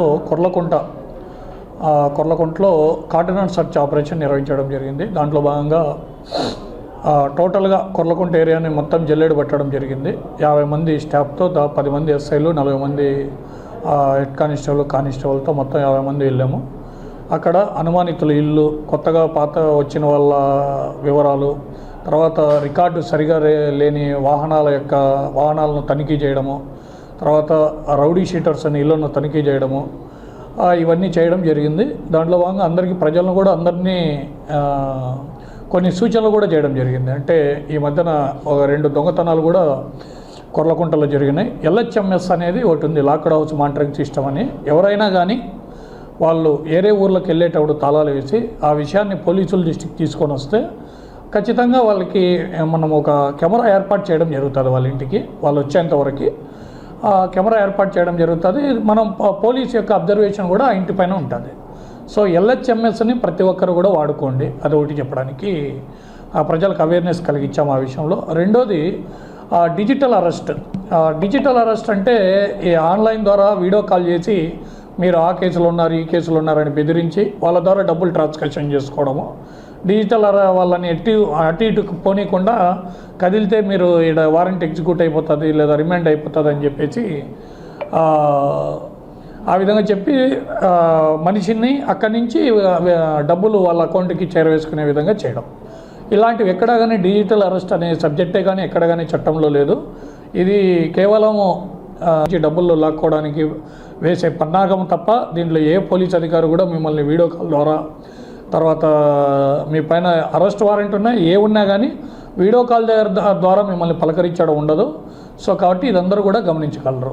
తర్వాత మూడోది ఏంటంటే చాలామంది ట్రేడింగ్ యాప్స్ అంటే మాకు ట్రేడింగ్ డబ్బులు ఇస్తే ఎక్కువ డబ్బులు వస్తాయని చెప్పేసి వాళ్ళ చేతికి వాళ్ళ అకౌంట్లకు డబ్బులు వేసి చాలామంది మోసపోతున్నారు. అలాంటి సంఘటనలు కూడా మన దగ్గర రిపోర్ట్ అవుతున్నాయి. సో మీకు తెలియని విషయాలలో మార్కెట్ విషయాలలో మీకు అవగాహన లేకుండా దాంట్లో అనవసరంగా ఎంటర్ అయితే అత్యాశకు పోయి దాంట్లో ఎంటర్ అయితే అందరూ కూడా ఉన్న డబ్బులన్నీ కూడా పోగొట్టుకోవడం జరుగుతుంది. సో ప్రజలందరూ కూడా గమనించండి. ఏదైనా మీకు ఇన్వెస్ట్మెంట్ ఐడియాస్ ఉంటే కూడా మీరు కన్సర్న్డ్ ఎవరైతే దాంట్లో ఎక్స్పర్ట్స్ ఉంటారో వాళ్ళ యొక్క సలహాలు సూచనలు తీసుకుని ముందరికి పోవాలా. ఈ 3 పాయింట్ల గురించి ఎక్కువగా స్ట్రెస్ చేయడం జరిగింది. తర్వాత మైనర్ బాలికలు, తర్వాత అక్రమ గంజాయి రవాణా గురించి సమాచారం ఏమైనా తెలిస్తే ప్రజలకి కాల్ చేయమని కూడా చెప్పడం జరిగింది. అత్యవసర పరిస్థితుల్లో ఏదైనా కానీ ఎమర్జెన్సీ పరిస్థితుల్లో ఉంటే 112 కూడా కాల్ చేయమని ప్రజలకు సూచించడం జరిగింది. సో ప్రజలందరూ మేము చెప్తున్నాం, చాలాసార్లుగా అవగాహన కల్పిస్తున్నాం. పేపర్లలో వస్తుంది, టీవీలలో వస్తుంది, చాలాసార్లు వింటున్నారు, మళ్ళీ మోసపోతున్నారు. సో అవేర్నెస్ కలిగి ఉండి కూడా కొందరు మోసపోతున్నారు. ఇది అందరూ కూడా గమనించండి.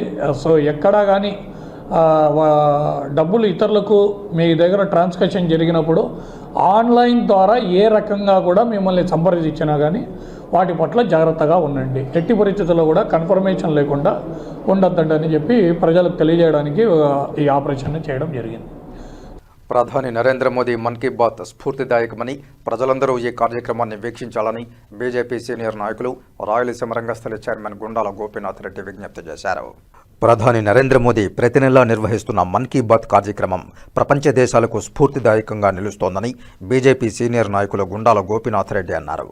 ఆదివారం జరిగిన మన్ కీ బాత్ కార్యక్రమాన్ని గుండాల గోపీనాథ్ రెడ్డి ఆధ్వర్యంలో బీజేపీ నాయకులు వీక్షించారు. ఈ సందర్భంగా వారు మాట్లాడుతూ ప్రధానమంత్రి నరేంద్ర మోదీ మనస్సులోని భావాలను తెలియజేస్తూ దేశంలోని అన్ని ప్రాంతాల ప్రజలతో ప్రత్యక్షంగా మాట్లాడే మన్ కీ బాత్ కార్యక్రమానికి దేశవ్యాప్తంగా మంచి ఆదరణ లభించిందన్నారు. ప్రతి నెల చివరి ఆదివారం జరిగే మన్ కీ బాత్ కార్యక్రమాన్ని తాము తప్పకుండా వీక్షిస్తున్నామని, ప్రధానమంత్రి కొత్త విషయాలను తెలియజేస్తున్నారని గుండాల గోపీనాథ్ రెడ్డి తెలియజేశారు. మన్ కీ బాత్ కార్యక్రమం స్ఫూర్తిదాయకమంటున్నారు. ఈ కార్యక్రమంలో బీజేపీ నాయకులు గుండాల గోపీనాథ్ రెడ్డితో పాటు పురోహితులు సురేష్ స్వామి, తొండమనాటి సుబ్రహ్మణ్యం రెడ్డి, చెంగల్ రాజాచారి, విగ్రహాల కళ్యాణి, సిద్ధమ్మ, భాగ్యలక్ష్మి, లక్ష్మయ్య, అన్నారెడ్డి రాజశేఖర్ రెడ్డి, వెంకటరత్నం, చెంగల్ రాయలు, లోకనాథం తదితరులు పాల్గొన్నారు. నమో వెంకటేశయ్య. ఈరోజు మన గౌరవ ప్రధాని నరేంద్ర మోడీ గారి మన్ కీ బాత్ కార్యక్రమం 127వ ఎపిసోడ్ను మేము ఇక్కడ ఈరోజు దూరదర్శన్ డిడి ఛానల్లో స్థానికులతో కలిసి మన నివాసంలో మేము చూసాము. ఈ మన్ కీ బాత్ కార్యక్రమం ప్రతి నెల చివరి ఆదివారం డిడి ఛానల్లో వస్తుంది. మేము ఇది స్టార్ట్ అయినప్పటి నుంచి ప్రతి ఎపిసోడ్ మేము చూస్తున్నాము. దీనివల్ల మాకు చాలా ప్రయోజనాలు ఉన్నాయి. మన నరేంద్ర మోడీ గారు చేస్తున్న మన దేశంలోని అభివృద్ధి సంక్షేమ కార్యక్రమాలు, అలాగే ఆసక్తికరమైన విషయాలు ఎన్నో దీంట్లో మనతో పాలు పంచుకుంటారు మోడీ గారు. ఈరోజు కూడా మనం దీపావళి బ్రహ్మాండంగా జరుపుకున్నాము. అదేవిధంగా మన సంస్కృతి సంప్రదాయాన్ని ఇనుమడించే ప్రతి పండగని మనం సుఖ సంతోషాలతో జరుపుకోమని చెప్పారు. అలాగే ఈ దీపావళికి ప్రమిదలు స్వదేశీ మన వాళ్ళు చేసిన మట్టితో చేసిన ప్రమిదలని మనం అంతా ఈ దీపావళికి ఉపయోగించాం. కాబట్టి ఆయన అందరికీ ధన్యవాదాలు తెలియజేశారు. ప్రతి ఒక్కరూ స్వదేశీ వస్తువులనే వాడాలి. అలాగే ఈ నెల 31 సర్దార్ వల్లభాయ్ పటేల్ గారి జయంతి, ఏక్తా దినోత్సవం. ఈ దినోత్సవాన్ని ప్రతి ఒక్కరూ పండగలా జరుపుకోమన్నారు.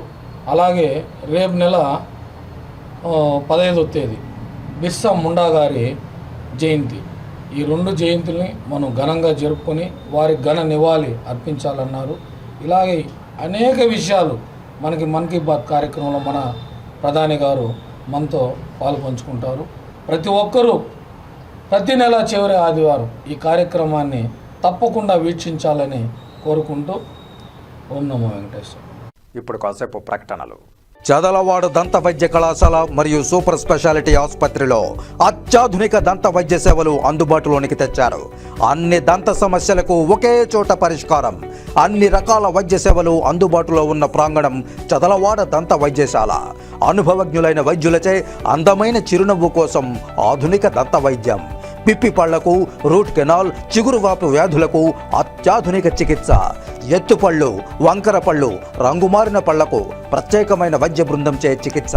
అంతేకాకుండా చదలవాడ విద్యా సంస్థల్లో రాయలసీమలోనే ఆర్కిటెక్చర్ కోసం మొట్టమొదటి private college Chadalavada Aruna school of architecture. అత్యుత్తమ ఇన్ఫ్రాస్ట్రక్చర్ కలిగి సమర్థవంతమైన టీచింగ్ స్టాఫ్తో విద్యార్థులకు ప్రాక్టికల్స్తో కూడిన విద్యాబోధన చదలవాడ అరుణ స్కూల్ ఆఫ్ ఆర్కిటెక్చర్లో. సంప్రదించండి. చదలవాడ కృష్ణతేజ దంత వైద్య కళాశాల, రేణిగుంట రోడ్, తిరుపతి. తిరిగి వార్తల్లోకి స్వాగతం. తిరుపతిలో ప్రైవేటు బస్సులను ఆర్టీఏ అధికారులు తనిఖీలు చేశారు. సరైన ధృవపత్రాలు లేని బస్సులకు జరిమానాలు విధించారు. కర్నూలులో ప్రైవేటు బస్సు దగ్ధమైన ఘటన నేపథ్యంలో తిరుపతిలో శనివారం సాయంత్రం ఆర్టీఏ అధికారులు ప్రైవేటు వాహనాల విస్తృత తనిఖీ నిర్వహించారు. ఈ తనిఖీల్లో వాహనాల ఫిట్నెస్ను పరిశీలించారు. సరైన ధృవపత్రాలు లేని వాహనాలకు జరిమానాలు విధించారు.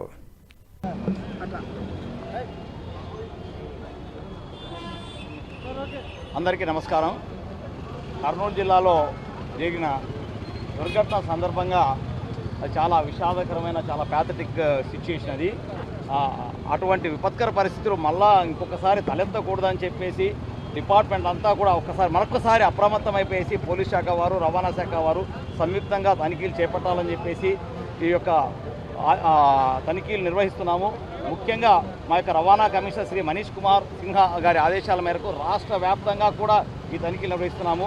ముఖ్యంగా ఈ జిల్లాలో మన superintendent of police Shri Subbarayudu గారి ఆదేశాల మేరకు పోలీసు వారంతా కూడా సంయుక్తంగా నిర్వహించాలనే ఈ తనిఖీల్లో భాగంగా ముఖ్యంగా మనం రికార్డ్స్ తనిఖీలు మోటార్ ఇన్స్పెక్టర్ అంతా కూడా చెక్ చేస్తారు. అట్లాగే వాహన కండిషన్ కూడా వాళ్ళు చెక్ చేస్తారు. వీళ్ళంతా కూడా మిగతా ప్యాసింజర్స్ని అలర్ట్ చేసి ప్యాసింజర్స్ కూడా మంచి సూచనలంతా కూడా ఇవ్వడానికి పోలీస్ సిబ్బంది అలర్ట్ అవుతున్నారు. ఈ చెకింగ్స్ అంటే ఇవాళ ఏదో యాక్సిడెంట్ అయ్యింది చెకింగ్ చేస్తున్నాము అనేది కాదు. ఈ యొక్క చెకింగ్ అనేది నిరంతరం రెగ్యులర్గా జరుగుతూ ఉంది.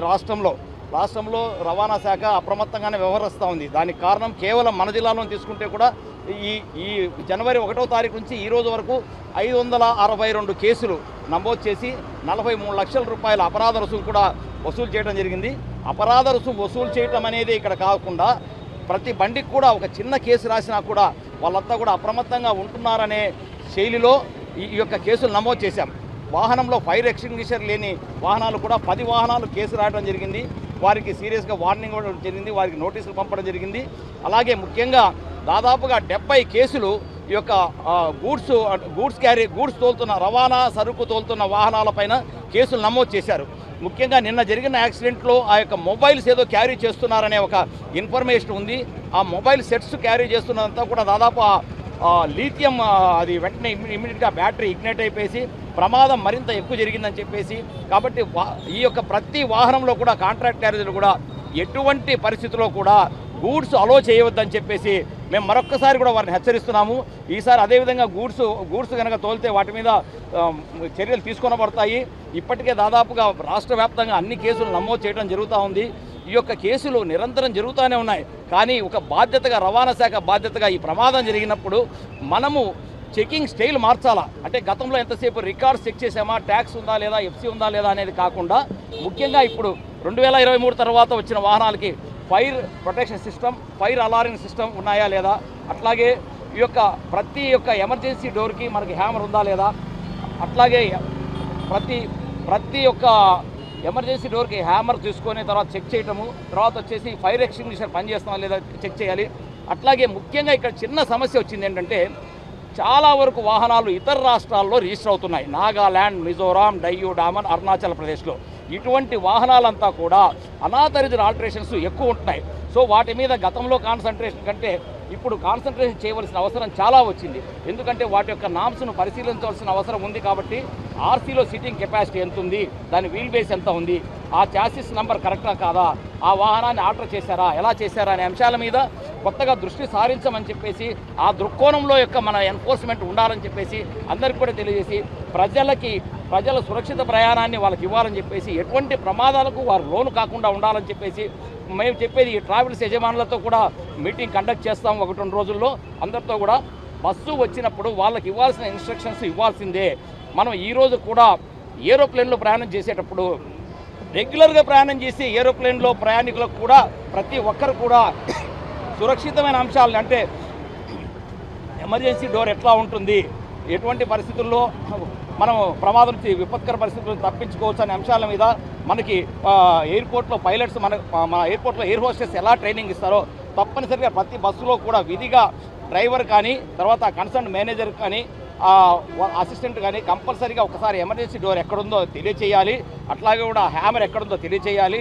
తర్వాత వచ్చేసి హైడ్రాలిక్ సిస్టము ద్వారా డోర్ ఓపెన్ కాకుంటే కంపల్సరీ ఎమర్జెన్సీ డోర్ను వాడమని చెప్పేసి వాళ్ళకి మరొకసారి తెలియజేయాలని చెప్పేసి, ప్రతి ఒక్కరూ కూడా బాధ్యతగా ఉండాలని చెప్పేసి, ముఖ్యంగా డ్రైవరు, నేను డ్రంక్ అండ్ డ్రైవింగ్ అంటే మధ్యాహ్నం ఎప్పుడో తాగున్నా కూడా వాళ్ళకి ఆ యొక్క ఇది మొత్తం అలాగే ఉంటుంది. వాళ్ళు ఎవరు కూడా ఇంటి దగ్గర కొంచెం రెస్ట్ తీసుకోమని చెప్తున్నా కానీ రెస్ట్ తీసుకొని ఉండాలి, కానీ అంతేగాని మద్యం సేవించి వాహనాలు నడపొద్దని చెప్పేసి మరొకసారి తెలియజేస్తూ, ఏ వాహనం కూడా ఈ యొక్క మోటార్ వాహన నియమ నిబంధనలు అతిక్రమించిన పక్షంలో వారి మీద చర్యలు చాలా తీవ్రంగా ఉంటాయని చెప్పేసి, గతంలో కంటే ఈ యొక్క చర్యలను తీవ్రతరం చేస్తామని చెప్పేసి మరొకసారి హెచ్చరిస్తున్నాము.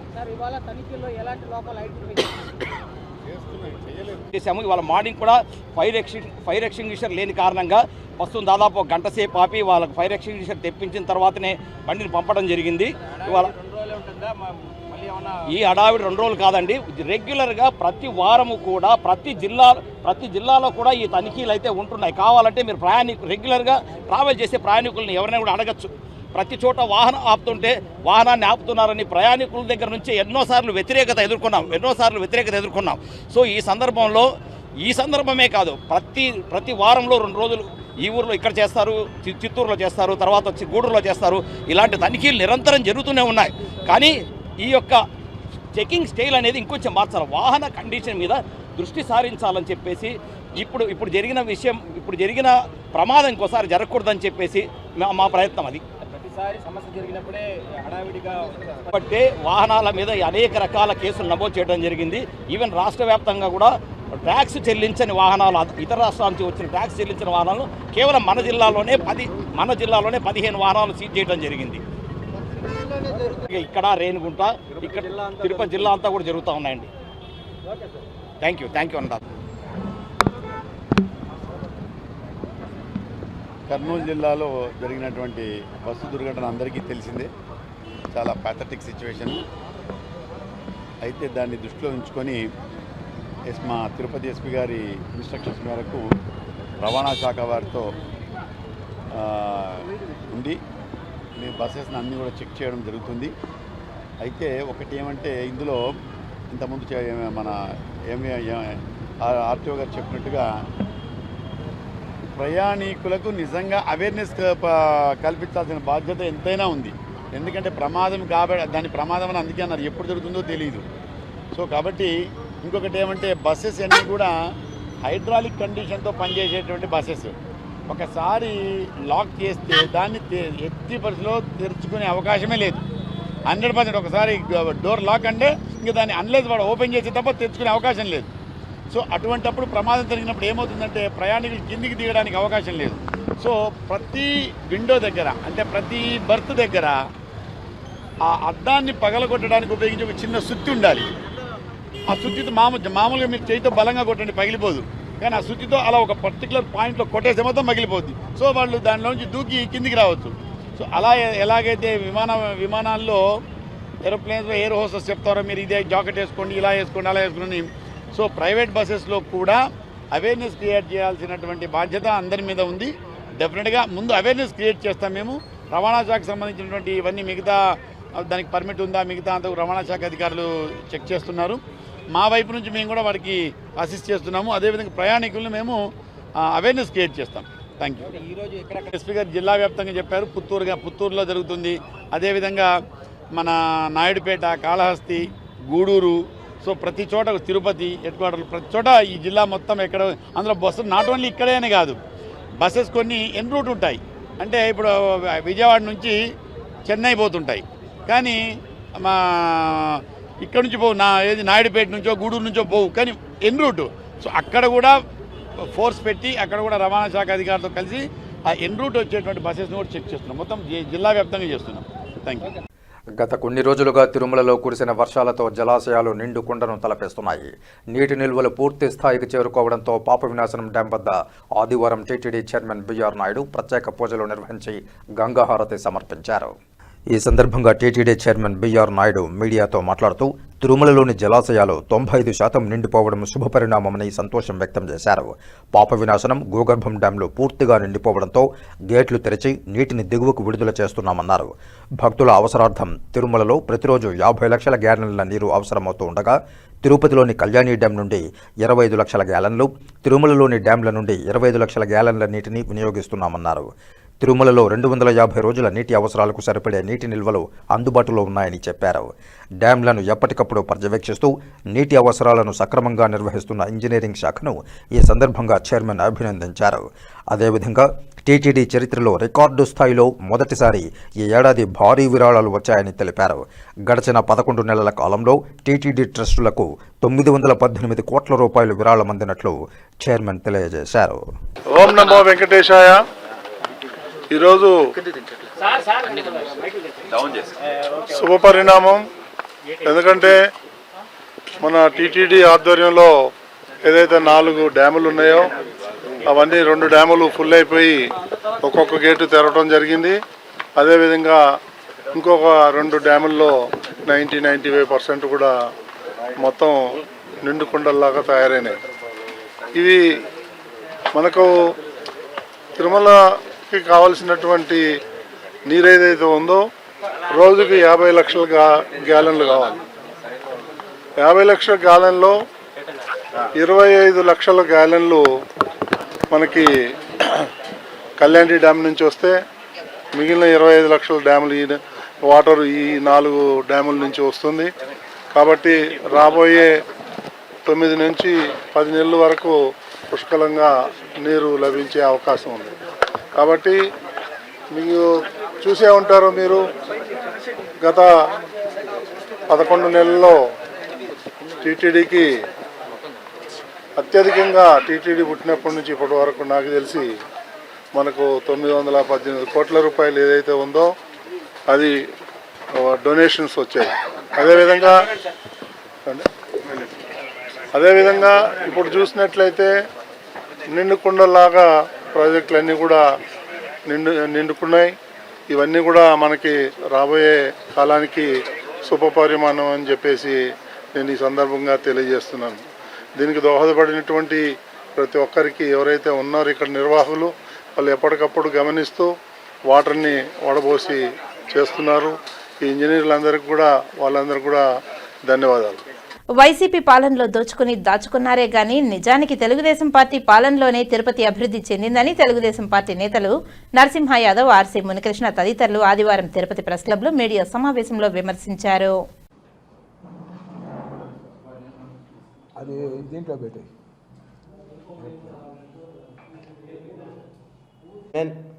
RC Munikrishna, deputy mayor Tirupati municipality, Patakam Venkatesh.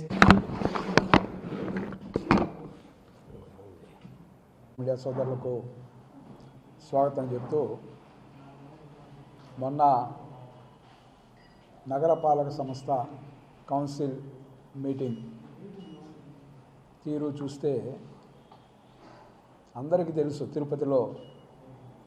Tirupati అభివృద్ధి పదంలో ఎవరి పరిపాలనలో అటు యాత్రికుల పరంగా తిరుమల కావచ్చు, తిరుపతి కావచ్చు, ఏ విధంగా డెవలప్ అయింది, ఏ విధంగా ఈ ప్రాంత అభివృద్ధికి అటు నందమూరి తారక రామారావు గారు కానీ అదేవిధంగా నారా చంద్రబాబు నాయుడు గారి పరిపాలనలో అనేక విధాలుగా కూడా రూపాంతరం చెందింది తిరుపతి అభివృద్ధి అనేది ఇక్కడున్న స్థానికులకే కాకుండా రాష్ట్ర వ్యాప్తంగా దేశవ్యాప్తంగా అందరికీ తెలుసు. కానీ మొన్న జరిగిన కౌన్సిల్ మీటింగ్లో ఒకసారి చూస్తే అక్కడ జరిగిన తీరు చూస్తే ఒక పార్టీ వైసీపీకి సంబంధించి లబ్ధి చేకూరే విధంగా వాళ్ళు మాట్లాడని తీరును బట్టి అర్థమవుతుంది. ఎందుకంటే ఎవరైనా అధికార పార్టీ కావచ్చు, ప్రతిపక్ష పార్టీ కావచ్చు, ఇంకెవరైనా కూడా చిన్న బిడ్డను అడిగినా చెప్తారు తిరుపతి అభివృద్ధి ఎవరి పరిపాలనలో అభివృద్ధి సాధించింది. అనేక కంపెనీలు కూడా ఇక్కడికి రావడం కానీ అనేక విధాలుగా కూడా ఈ ప్రాంత అభివృద్ధికి కృషి చేయడమే కాకుండా మొన్న కూడా నారా చంద్రబాబు నాయుడు గారు ఏదైతే ఈ యొక్క వాటర్కు సంబంధించి కూడా మూలపల్లి చంద్రగిరి నియోజకవర్గం మూలపల్లి చెరువుని పూర్తి స్థాయిలో నింపి అక్కడి నుంచి అటు గ్రామాలకు కానీ ఇటు అన్ని విధాలుగా కూడా నీటిని ఉపయోగించుకునే విధంగా ఒక విధానమైన నిర్ణయం ప్రకటన కూడా చేశారు. ఇవన్నీ చూస్తే మా నాయకులు తెలుగుదేశం వ్యవస్థాపక అధ్యక్షులు నందమూరి తారక రామారావు గారు కావచ్చు, నారా చంద్రబాబు నాయుడు గారు ప్రస్తుత జాతీయ అధ్యక్షులు చంద్రబాబు నాయుడు గారు కావచ్చు, తిరుపతి అభివృద్ధికి చేసినంత కృషి ఎవరూ చేయలేదనేది యథార్థం. కానీ వీళ్ళు పదే పదే మొన్న జరిగిన దీంట్లో మేమేదో గ్రేటర్కి అడ్డు చెప్తా ఉన్నట్టు ప్రచారం చేయడం, దానికోసం లబ్ధి పొందే విధంగా వాళ్ళేదో గ్రేటర్ కోసం చేసి ఈరోజే గ్రేటర్ని తెచ్చే విధంగా వాళ్ళు మాట్లాడడం జరిగింది. అక్కడ జరిగిన ఎక్కడైనా కానీ ఏదైనా ప్రభుత్వ పరంగా నిర్ణయం తీసుకున్నప్పుడు ఆ యొక్క పంచాయతీలు అయితే పంచాయతీలో రెజల్యూషన్ తీసుకోవడం, వాళ్ళు అనుకూలంగా ఇచ్చినా వ్యతిరేకంగా ఇచ్చినా తీసుకుంటారు. అదేవిధంగా నగరపాలక సంస్థకు సంబంధించి కూడా అదే విధానంతో నిన్న ఒక దీంట్లో పెట్టుకొని ముందుకెళ్తూ ఉండడం జరిగింది. దానిపైన కూడా ఎమ్మెల్యేల అభిప్రాయాలు కానీ అదేవిధంగా ఇక్కడ ఇతర రాజకీయ అభిప్రాయాలు కానీ ఇక్కడ స్థానికంగా ఉన్న అనేక సంఘాలు ఉంటాయి, వాళ్ళందరి అభిప్రాయాలు కూడా తీసుకుంటారు. ఈ ప్రతిపాదన వస్తానే ధనం మాట్లాడడం, అవగాహన లేకుండా మాట్లాడతారు కొంతమంది. మరి ఏదో రాజకీయాల్లోకి వచ్చేయచ్చు కానీ అవగాహనతో మాట్లాడాలి, ఒక పద్ధతి ప్రకారం మాట్లాడాలి. ఆ విధంగా కాకుండా ఆడ చేయడాన్ని మొన్న ఆ సభలో ఎవరు తెలుగుదేశంలో ఎవరు వ్యతిరేకించినారు, గ్రేటర్ వద్దని ఎవరని చెప్పారా? మా నాయకుడు మొదటి నుంచి కూడా అంతకుముందు పరిపాలనలో కూడా గ్రేటర్ చేయాలనే ప్రతిపాదనతోనే ఈ మాస్టర్ ప్లాన్ రోడ్స్ కానీ అన్నీ కూడా పొందుపరచడం జరిగింది. గ్రేటర్ స్థాయి నగరంగా అభివృద్ధి చేయాలనే మేము గతంలో కూడా తుడా చైర్మన్గా ఉన్నప్పుడు క్లారిటీగా ఏదైతే రైతు బజార్ ఉందో అక్కడ నగరపాలక సంస్థ కార్యాలయానికి రికార్డెడ్గా ఉంది, అక్కడ కేటాయించి అక్కడ కట్టాలని మేము భావించాం. ఎందుకంటే రేపు కనెక్టివిటీ రోడ్స్ అన్నీ కూడా ఎవరైనా ఆఫీస్కి వెళ్ళాలన్నా పోవాలన్నా కూడా 100 ఫీట్ రోడ్స్ అన్నీ కూడా కనెక్టివిటీ ఉంటాయి, బాగుంటుందని. కానీ మీరు అధికారంలోకి వచ్చాక ఏం చేశారు? ఏదైతే తుడాకు తీసుకున్న మున్సిపల్ స్థలం, పాత ఓల్డ్ మున్సిపల్ ఆఫీస్ స్థలాన్ని తుడాకు కేటాయించుకొని దానికి బదులుగా రైతు బజారు స్థలాన్ని నగరపాలక సంస్థకు హ్యాండ్ చేయడం జరిగింది. దాని ఉద్దేశం ఏంటి? రేపు రాబోయే రోజుల్లో గ్రేటర్ అయితే అవన్నీ కూడా కనెక్టివిటీ వస్తాయి, అలా బాగుంటుందని. ఇప్పుడేం చేశారు మీరు? రావడంతో అవన్నీ రద్దు చేసేసి మున్సిపల్ ఆఫీస్ ఏనే కట్టేస్తామన్నట్టు కరుణాకర్ రెడ్డి కానీ వాళ్ళు ఇప్పుడున్న కొంతమంది కార్పొరేటర్లు కానీ ముందర నిలబడి ఫోటోలు దిగేసినారు. ఇంకా కన్స్ట్రక్షన్ కంప్లీట్ కాల. ఒక స్మార్ట్ సిటీ నిధులతో కన్స్ట్రక్షన్కి పూనుకున్నప్పుడు దానికి తగ్గ ప్రభుత్వ వాటాగా కూడా ఇచ్చి పూర్తి స్థాయిలో ఆ బిల్డింగ్ కంప్లీట్ చేసే విధంగా నిర్ణయం తీసుకొని ముందుకెళ్ళాలి ఎవరైనా. కానీ మీరేం చేశారు? ఈరోజు దిష్టిబొమ్మ మారిగా ఆడ తుడా అంటే కట్టేసి ఉంటుంది కన్స్ట్రక్షను. నగరపాలక సంస్థకు సంబంధించి ఆడగానే పెట్టి రైతు బజారు స్థలం కాడ కాంప్లెక్స్ కడతా ఉన్నారు. ఇంకా మధ్యంతరంగా ఆపలేం కాబట్టి ఇంక వదిలేసాం మేము. లేకపోతే నగరపాలక సంస్థ ఆఫీసు వచ్చింటే రేపు గ్రేటర్ అయినాక అందరికి కూడా ఎంత వెసులుబాటు ఉండేది, ఎంత అనుకూలంగా ఉండేది. ఈ విధంగా బ్రాడ్గా మేము ఆలోచించి నిర్ణయాలు చేసింది తెలుగుదేశం పార్టీ, నారా చంద్రబాబు నాయుడు గారు. ఇక్కడున్న అనేక మందితో చర్చించి నిర్ణయాలు చేసిన ఘటన గతంలో జరిగాయి. ఈరోజు ఉలిక్కిపడి ఇంకా 1.5 సంవత్సరం కాల ప్రతి దాన్ని రాజకీయం. తిరుమల యాత్రికులు అంటే దానిపైన రాజకీయం చేస్తారు. ఇక్కడ ఉన్న టీటీడీ బోర్డు చైర్మన్గా అనుభవించిన వ్యక్తి, ఎమ్మెల్యేగా 2 పర్యాయాలు ఎంపికైన వ్యక్తి, దానిపైన అవాకులు చవాకులు. హిందూ ధర్మం అంటారు, హిందూ ధర్మ ప్రస్థాన తెలుగు మహాసభలు అంటారు. అధికారంలో ఉంటే అధికారంలో అయితే ఏమీ కనపడదు. కాబట్టి ఇక్కడ వైసీపీ నేతలు ఒకటి గుర్తుపెట్టుకోవాలి, ఎప్పుడు కానీ తెలుగుదేశం పార్టీ పరిపాలనలోనే తిరుపతి అభివృద్ధి సాధించింది. రేపు కూడా ఖచ్చితంగా కూడా ఇటు గ్రేటర్ స్థాయిలో అందరితో కూడా చర్చించి, ఇటుపక్క ఎమ్మెల్యేలు కూడా 3 ఉన్నారు, తిరుపతి ఎమ్మెల్యేతో పాటు 4 అవుతారు, వాళ్ళందరితో కూడా మాట్లాడడం జరుగుతుంది. అందరి సలహాలు తీసుకోవడం జరుగుతుంది. అదేవిధంగా ఎక్కడైతే పంచాయతీలు ఉన్నాయో అక్కడ సర్పంచులు కానీ ఆ కమిటీ సభ్యుల అభిప్రాయాలు కానీ అందరి యొక్క అభిప్రాయాలు తీసుకొనే ముందుకెళ్ళడం జరుగుతుంది. కానీ అది ఏమీ కాకనే మామూలుగా సాంప్రదాయం నగరపాలక సంస్థ నుంచి గ్రేటర్కి చేసేదానికి అభ్యంతరం లేదని చెప్పే సంప్రదాయం అది చేసినారు. దానికి ఏదో ఎక్కువ అజెండాలో ఉన్నాయి కాబట్టి ఎమ్మెల్యే గారు నెక్స్ట్ మాట్లాడతామన్నారు. ప్రత్యేకంగా కూడా పెట్టుకోవచ్చు రేపు. కానీ మీరు హడావుడి చేసి తిరుపతి అభివృద్ధికి మీరే ఏదో తిరుపతి కిరీటాలు పెట్టేసినట్టు ఎంత ఇదిగా తిరుపతిని, ఉదాహరణకి ఇవే చెప్పాను కదా, నగరపాలక సంస్థ ప్రధాన కార్యాలయం కట్టే చోట మీరు ఎందుకు షాపింగ్ మాల్ చేశారు? చెప్పండి సమాధానం. మాజీ ఎమ్మెల్యే చంద్రగిరి చెవిరెడ్డి చెప్తారా, లేదా ఇక్కడ అన్నిటికీ నేనే అనుకున్న కరుణాకర్ రెడ్డి చెప్తారా? ఎందువల్ల మార్చాల్సింది వచ్చింది? ఆపొద్దు ఎవరి అభిప్రాయాలు తీసుకోవాలా. ఒక్కసారి తుడాలో తీసుకునే నిర్ణయం పట్ల మీకు ఆ పెద్ద అబ్జెక్షన్లు ఉంటే అందరి అభిప్రాయాలు తీసుకొని మళ్ళీ మార్చొచ్చు, ఎవరు కాదను.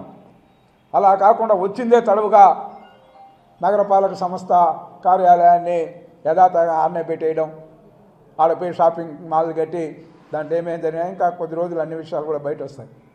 కాబట్టి తెలుగుదేశం పార్టీ ఎన్టీ రామారావు పరిపాలన కానీ చంద్రబాబు నాయుడు గారి పరిపాలనలో అభివృద్ధికి పెద్దపీట వేసాం. యువతకు ఉద్యోగ అవకాశాలు కల్పించే దిశగా ఈ తిరుపతిని అభివృద్ధి పదంలో నడిపాం. అటు కాళహస్తి కావచ్చు, తిరుపతి కావచ్చు, చంద్రగిరి కావచ్చు, అదేవిధంగా వడమాలపేట వరకు అటు నగర నియోజకవర్గానికి సంబంధించి కానీ అనేక కార్యక్రమాలు చేస్తూ ముందుకెళ్తాను. ఖచ్చితంగా కూడా గ్రేటర్ని వాళ్ళు ఏదో రిటర్న్ దాన్ని ఏమంటారు, వాళ్ళు వర్కులన్నీ రివర్స్ టెండరింగ్ అన్నట్టు రివర్స్ దీంట్లో వచ్చి దీని ఏదో ఆపాలని చూసినట్టుంది వాళ్ళ ప్రవర్తన నిన్న కౌన్సిల్ హాల్లో చూస్తే. ఖచ్చితంగా కూడా అది.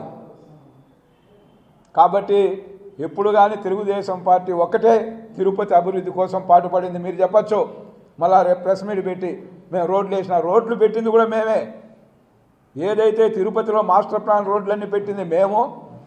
టీడీఆర్ బాండ్లో కుంభకోణం చేసి కోట్లాది రూపాయలు సంపాదించుకునేది మీరు. ఇది వాస్తవం. అదే అభినయ్ రెడ్డి మొన్న ఎవరైతే అభ్యర్థిగా తిరుపతి నుంచి పోటీ చేశారో అభినయ్ రెడ్డి సాక్షాత్తు కౌన్సిల్ హాల్ మీటింగ్లో చెప్పారు, ఇవన్నీ చేసింది నరసింహ యాదవ్ కూడా చైర్మన్గా ఉన్నప్పుడని. దాని అర్థం ఏంటి? మీరే చెప్పారు మేము అభివృద్ధికి పునాదులు వేసామనే దీన్ని అభినయ్ రెడ్డి ఒప్పుకున్నాడు. కాబట్టి నేను ఏదో వ్యక్తిగతంగా మాట్లాడడం కాదు, కానీ తిరుపతి అభివృద్ధి అనేది ఎన్టీ రామారావు నాటిన మొక్క. అది ఈరోజు దినదినంగా కూడా పెరిగి మహావృక్షం అవుతుంది తప్ప ఆ వృక్షాన్ని నరికేయాలన్నా, వృక్షంలో ఉన్న కొమ్మలు నరికేయాలన్నా కూడా ఏ ఒక్క తెలుగుదేశం పార్టీ కానీ నందమూరి నారా అభిమానులు ఎవరు కూడా సహించే పరిస్థితి ఉండదు. కాబట్టి ఇలాంటి కుప్పిగంతులు వద్దు రాజకీయాల్లో. నిర్దిష్టమైన నిర్ణయంతో నిర్దిష్టమైన దీంతో వస్తే దేనికైనా మీరు ప్రతిపక్ష పార్టీ కాకపోయినా 11 మంది ఎమ్మెల్యేలు ఉన్న పార్టీ అయినా కూడా మేము గౌరవిస్తాం. రండి కలిసి తిరుపతి అభివృద్ధికి. కాబట్టి ఇలాంటి పోకడలు మంచివి కాదు. తిరుపతి లాంటి పవిత్ర పుణ్యక్షేత్రంలో బాహాబాహి అని కొట్టుకునే విధంగా అక్కడ మాట్లాడుతూ ఉంటే, రెచ్చగొట్టే విధంగా మాట్లాడితే జనసేన ఎన్డీఏ కూటమి దాడులంట. ఏం దాడి జరిగిందాడ? ప్రత్యక్షంగా వీడియో విజువల్స్ ఉన్నాయి. ఎవరిని కొట్టారు? ఊరికే ఏదంటే అది మాట్లాడడం. ఒక స్థాయిని మించి మాట్లాడి ఒక స్థాయిని మించిపోయినప్పుడు ఎవరైనా కంట్రోల్ చేసేదానికి వస్తారు. ఎవరో ఒక వ్యక్తి చేసి దానిపైన సారీ కూడా చెప్పారు. అందుకని ఖచ్చితంగా కూడా నగరపాలక సంస్థ మేయర్ ఉన్నా వాళ్ళ కార్పొరేటర్లు ఉన్నా మేము గౌరవిస్తాం. మేము మీ మారిగా ఆ రోజు మేయర్ని పక్కన పెట్టేసి కార్యక్రమాలు ఈరోజు కూడా మేము ఏదైనా పోతే మా డిప్యూటీ మేయర్ ఉన్నారు, అడగండి, అడుగుతాం మేయర్ ఎందుకు రాలేదమ్మా చెప్పారా లేదా అని కమిషన్, అది మా నిబద్ధత. పిలిచారా లేదా అని అడుగుతాం ఈరోజు కూడా.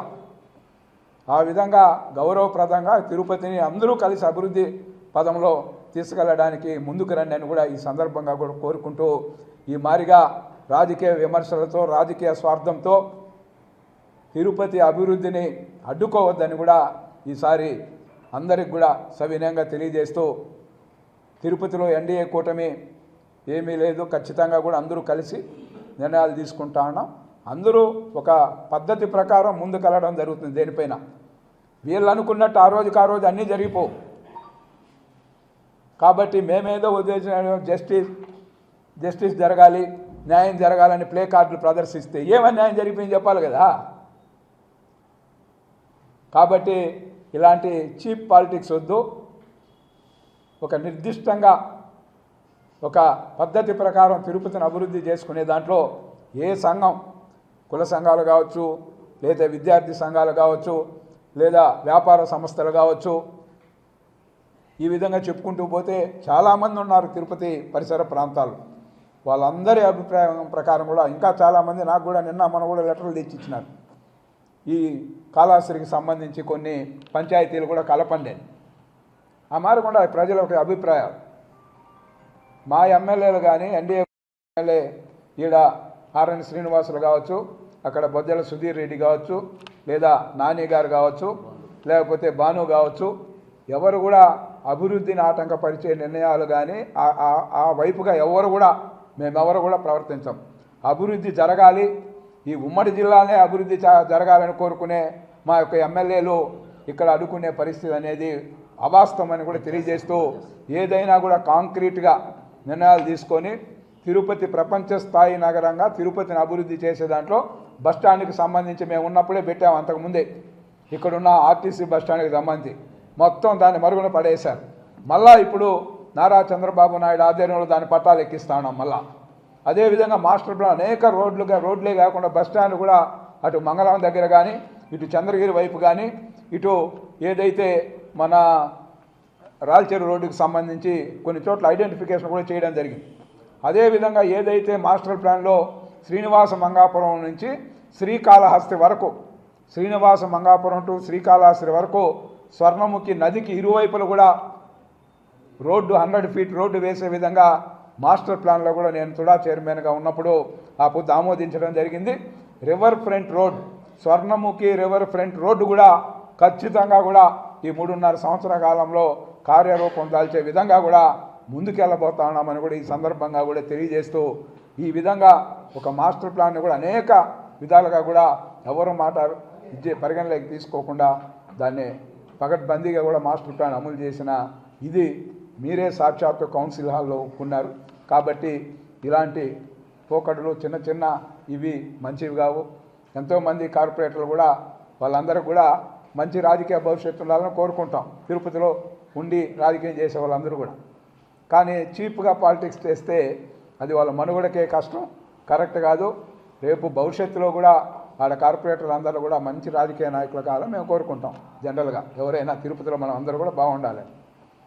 కానీ రాజకీయ స్వార్థం కోసం, రాజకీయ దీనికోసం తిరుపతి అభివృద్ధిని డైరెక్ట్గా కానీ ఇండైరెక్ట్గా కానీ అడ్డుకుంటే మటుకు సహించే పరిస్థితి ఉండదని కూడా ఈ సందర్భంగా కూడా తెలియజేస్తూ, గ్రేటర్ విషయంలో ఎవరూ అపోహలకు పోవాల్సిన పని లేదు.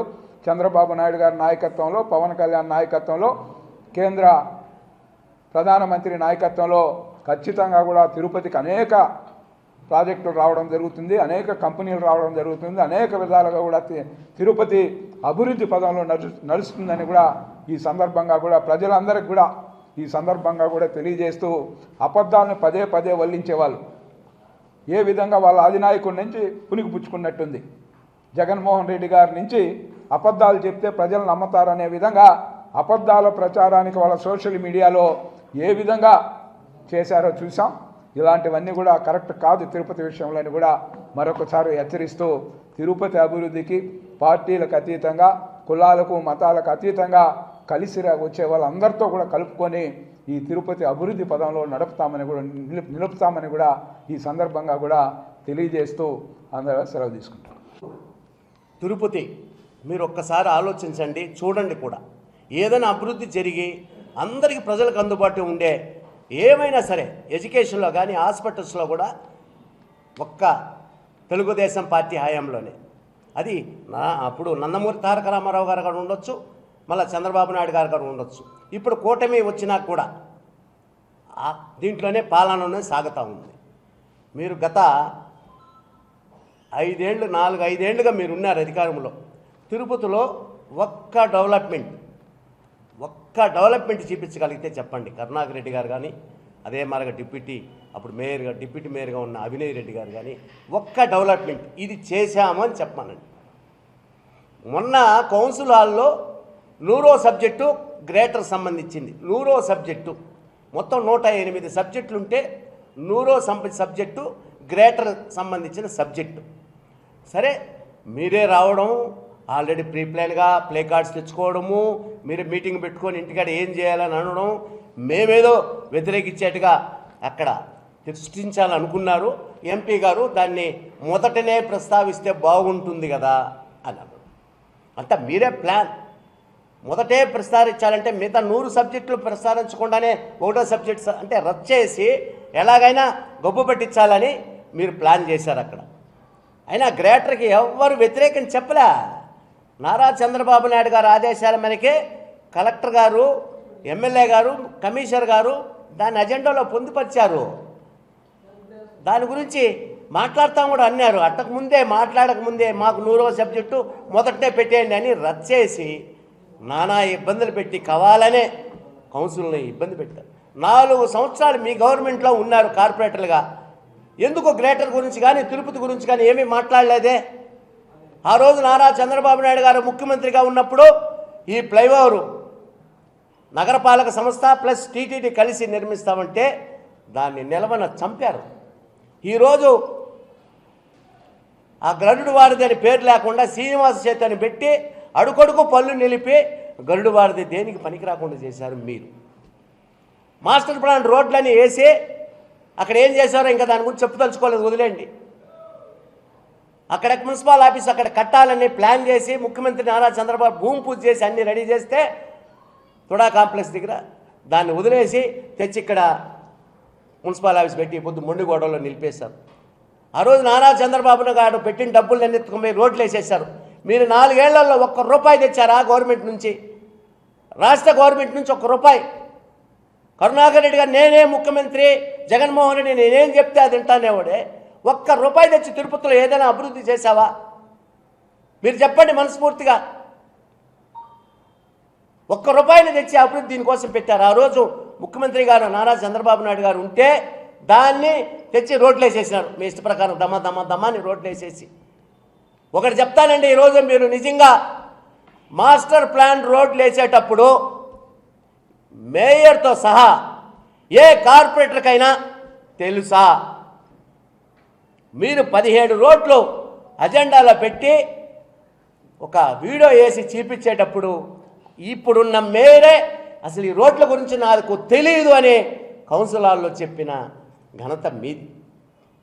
ఈరోజు తెలుగుదేశం పార్టీ ఏదైనా కానీ అందరితో చర్చించి చేయాలనేది తెలుగుదేశం పార్టీ. కూటమి ఆ విధంగా పోతూ ఉంది. అందరితో కలిసి చేయాలి అభివృద్ధి అనేది. నువ్వు మాస్టర్ ప్లాన్ రోడ్ వేసేటప్పుడు ఏ కార్పొరేటర్ కానీ తెలుసా?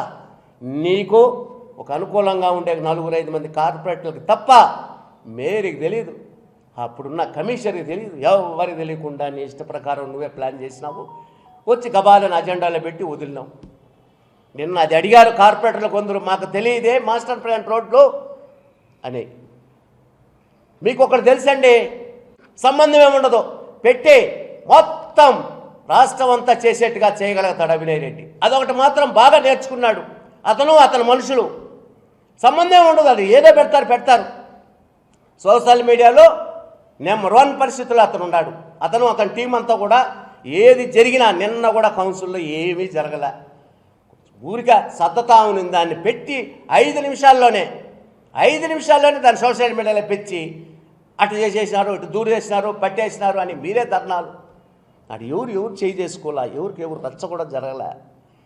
తిరుపతిని బస్సు పట్టించాలని చూస్తున్నారు మీరు. ఇక్కడ లక్షలాది మంది భక్తులు వస్తూ ఉంటారు రోజుకి. వాళ్ళందరూ భయభ్రాంతులు చేసే విధంగా చేస్తున్నారు మీరు.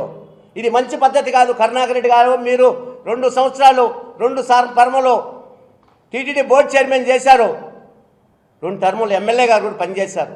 తిరుపతి పవిత్రత కాపాడండి, తిరుపతిని భయభ్రాంతులు చేయొద్దండి. సాక్షి ఛానల్ ఉంది కదా అని మీ ఇష్టం వచ్చినట్టు ఏదంటే అది చూపించేస్తే అట్ట, సోషల్ మీడియా ఉంది కదంటే ఎవడి మీద అంటే ఏదంటే అది పెడితే అట్ట. కనీసం ఆడవారిని కూడా వదలరండి సోషల్ మీడియాలో. వాళ్ళ మీద కూడా తప్పుడు ప్రచారాలు చేస్తారు. ఏదైనా ఉంటే మీడియా రండి, మేము చెప్పిన దానికి మీరు వచ్చి చెప్పండి. అంతేగాని వాడు అది చేసినాడు, ఆమె ఇటు చేసింది, ఇలాంటి ప్రచారాలు మానుకోండి. తిరుపతి ఈరోజు ఇంత అభివృద్ధి జరిగి ఉన్నదంటే తెలుగుదేశం పార్టీ హయాంలోనే, ఇప్పుడు కూటమి హయాంలో కూడా అభివృద్ధి పదంలోనే నడుస్తూ ఉంది.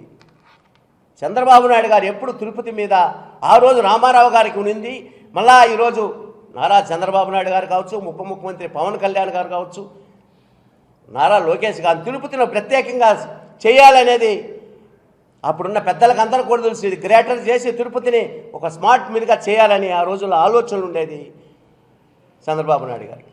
అంతేగాని మీరు దాన్ని ఏదో మేమే చేసేస్తున్నాము అంటే ఆ క్రెడిట్ మాకు వస్తుందని, గ్రేటర్ చేస్తే అది మాకు వస్తుంది, కూటమికి వస్తుందని మీరు కావాలనే ప్లే కార్డ్స్ తెచ్చుకునేసినారు. 100వ సబ్జెక్ట్ని ముందు పెట్టాలన్నారు. దాన్నే మేము పెడతామా లేదా అని కూడా చెప్పకుండానే మీరే దమదమాన్ని రద్దు చేసి మాట్లాడకూడదు, ఎవడే మాట్లాడకూడదు, ఎవరు చేసేసి ఒక్కొక్క సబ్జెక్టు మీద చర్చ జరుగుతుందండి. మధ్యాహ్నం భోజనం కూడా పెడతారు అక్కడ. చర్చ జరిగిన తర్వాత దాంట్లో ఏమేమి చేయాలని జరుగుతుంది. మిగతా సబ్జెక్టులంతా కూడా అన్ని సర్వే చేసేదే. దీన్ని 100వ సబ్జెక్టు తెచ్చి ముందు పెట్టాలన్నారు, ముందే చర్చించాలన్నారు. ఇంకా మీకు ఏ సబ్జెక్టులు పనిలే. మీకు మున్సిపల్ ఆఫీసు 16-17 కోట్లు ఇచ్చాం, అతను పూర్తి చేశాడు. ఇంక 80% అయిపోయింది, 20%. ఈరోజు కూడా నాదెళ్ల మనోహర్ గారిని, నేను మొన్న ముఖ్యమంత్రి గారిని, నారా లోకేష్ గారిని కూడా అడిగా, భవనం పూర్తి చేయాలండి అనేసి. మీరు ఏ పొద్దున్న ఆ భవనం భూమి పూజ చేసినారు, అన్ని ఫోటోలు తీసుకునేసినారు, వదిలేసినారు. అదేదో దాని మీద ఏదైనా పని తెస్తామా, ఏదైనా చేస్తామని దాని ముందు సలహాలు ఇవ్వండి. మున్సిపల్ ఆఫీస్ అమ్మాయి నిలిచిపోయిందే, దాన్ని ఏదైనా చేయాలని చెప్పండి. అటు చెప్పరు, ఊరికనే వీళ్ళే ఏమన్నా ఎవరైనా మాట్లాడితే సోషల్ మీడియాలో అటు చేసినాడు, వాడు దోచుకున్నాడు అనేది ఆడవాళ్ళు కూడా చూపిస్తూ ఉంటారు సోషల్ మీడియాలో. ఇట్లా మార్చి తప్పు. అభినయ్ రెడ్డి, నువ్వు ఇలాంటి సోషల్ మీడియాలో ఎన్ని పెట్టినా తిరుపతి ప్రజలకు మీరేందో తెలుసు, మా కూటమి వాళ్ళు కూడా ఏందో తెలుసు. మీరు ఊరికి అభివృద్ధి కోసం రండి, సలహాలు ఇవ్వండి, చెప్పండి, ఇది చేయండి అది చేయండి అని. కొండ మీద ఏమి జరగకపోయినా కూడా ఏదో జరిగినట్టు భయభ్రాంతులు చేస్తారు భక్తులందరూ కూడా. ఇది తిరుమల అనేది మన తిరుపతికి ఒకటే కాదండి, ప్రపంచంలో ఉండే భక్తులందరూ వస్తారు, వాళ్ళు భయభ్రాంతులు చేస్తారు. అది జరిగిపోతూ ఉంది, ఇక్కడ జరిగిపోతుంది, చిన్నది అది ఎవరికి తెలియదు కూడా దాన్ని పట్టుకొని సోషల్ మీడియాలో పెట్టి అయ్యో అది అయిపోయింది ఇది అయిపోయింది. భక్తుల మనోభావాలు దెబ్బతీసే పని, మీరు పార్టీ అభివృద్ధి చేయకుండా చేసే పని తప్ప వేరే ఏమీ లేదు. దయచేసి అందరితో కలిసి తిరుపతి అభివృద్ధికి సహకరిస్తాం, వచ్చే భక్తులకి మంచిగా సేవ చేస్తామని అందరూ కూడా తెలియజేసుకుంటూ, కరుణాకర్ రెడ్డి, అభినయ్ రెడ్డి మీరు ఇంకైనా మారండి. వద్దు ఈ సోషల్ మీడియాలో ఏదంటే అది పెట్టి భయభ్రాంతులు చేయొద్దండి, దయచేసి చెప్తున్నా, మానుకోండి అనేసి. నమస్కారం. తుఫాన్ పట్ల ప్రజలందరూ అప్రమత్తంగా ఉండాలని తవణంపల్లి మండల తహసీల్దార్ సుధాకర్, ఎస్ఐ చిరంజీవి ప్రజలకు విజ్ఞప్తి చేశారు. మొందా తుఫాన్ తీవ్ర ప్రభావం చూపించే అవకాశం ఉన్నందున 3 రోజుల పాటు మండలంలో కూడా భారీ నుంచి అతి భారీ వర్షాలు కురిసే అవకాశం ఉందని తెలిపారు.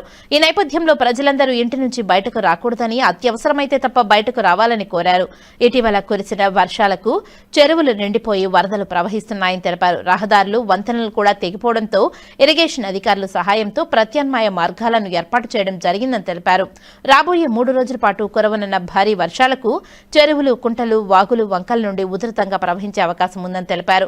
నీటి ప్రవాహాల దగ్గర ఎక్కువగా కూడా వెళ్లరాదని తెలిపారు. ముఖ్యంగా చిన్నపిల్లల పట్ల జాగ్రత్తగా ఉండాలని తెలిపారు.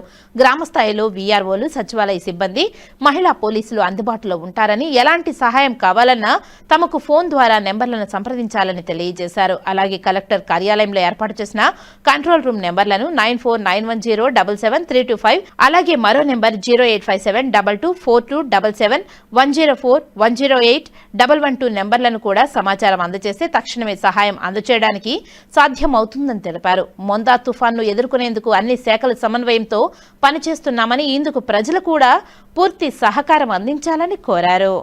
తవనంపల్లి మండల ప్రజలందరికీ నమస్కారం.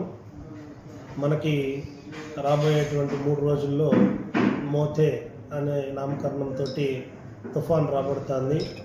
ఈ తుఫాన్ యొక్క ఎఫెక్ట్ వల్ల రాబోయేటటువంటి 3 రోజుల్లో మనకి భారీ నుంచి అతి భారీ స్థాయిలో వర్షాలు కురిసేటటువంటి అవకాశం ఉంది. కాబట్టి ముందు జాగ్రత్త చర్యలు ఏవేవైతే తీసుకోవాలో ఇదివరకు ఏం తీసుకున్నామో వివరించడానికి ప్రెస్ కాన్ఫరెన్స్ పెట్టుకున్నాము. పోలీస్ మరియు రెవెన్యూ సైడ్ నుంచి, అదేవిధంగా ఇరిగేషన్ వాళ్ళతో కూడా మనం కోఆర్డినేట్ చేసుకోవడం జరిగింది.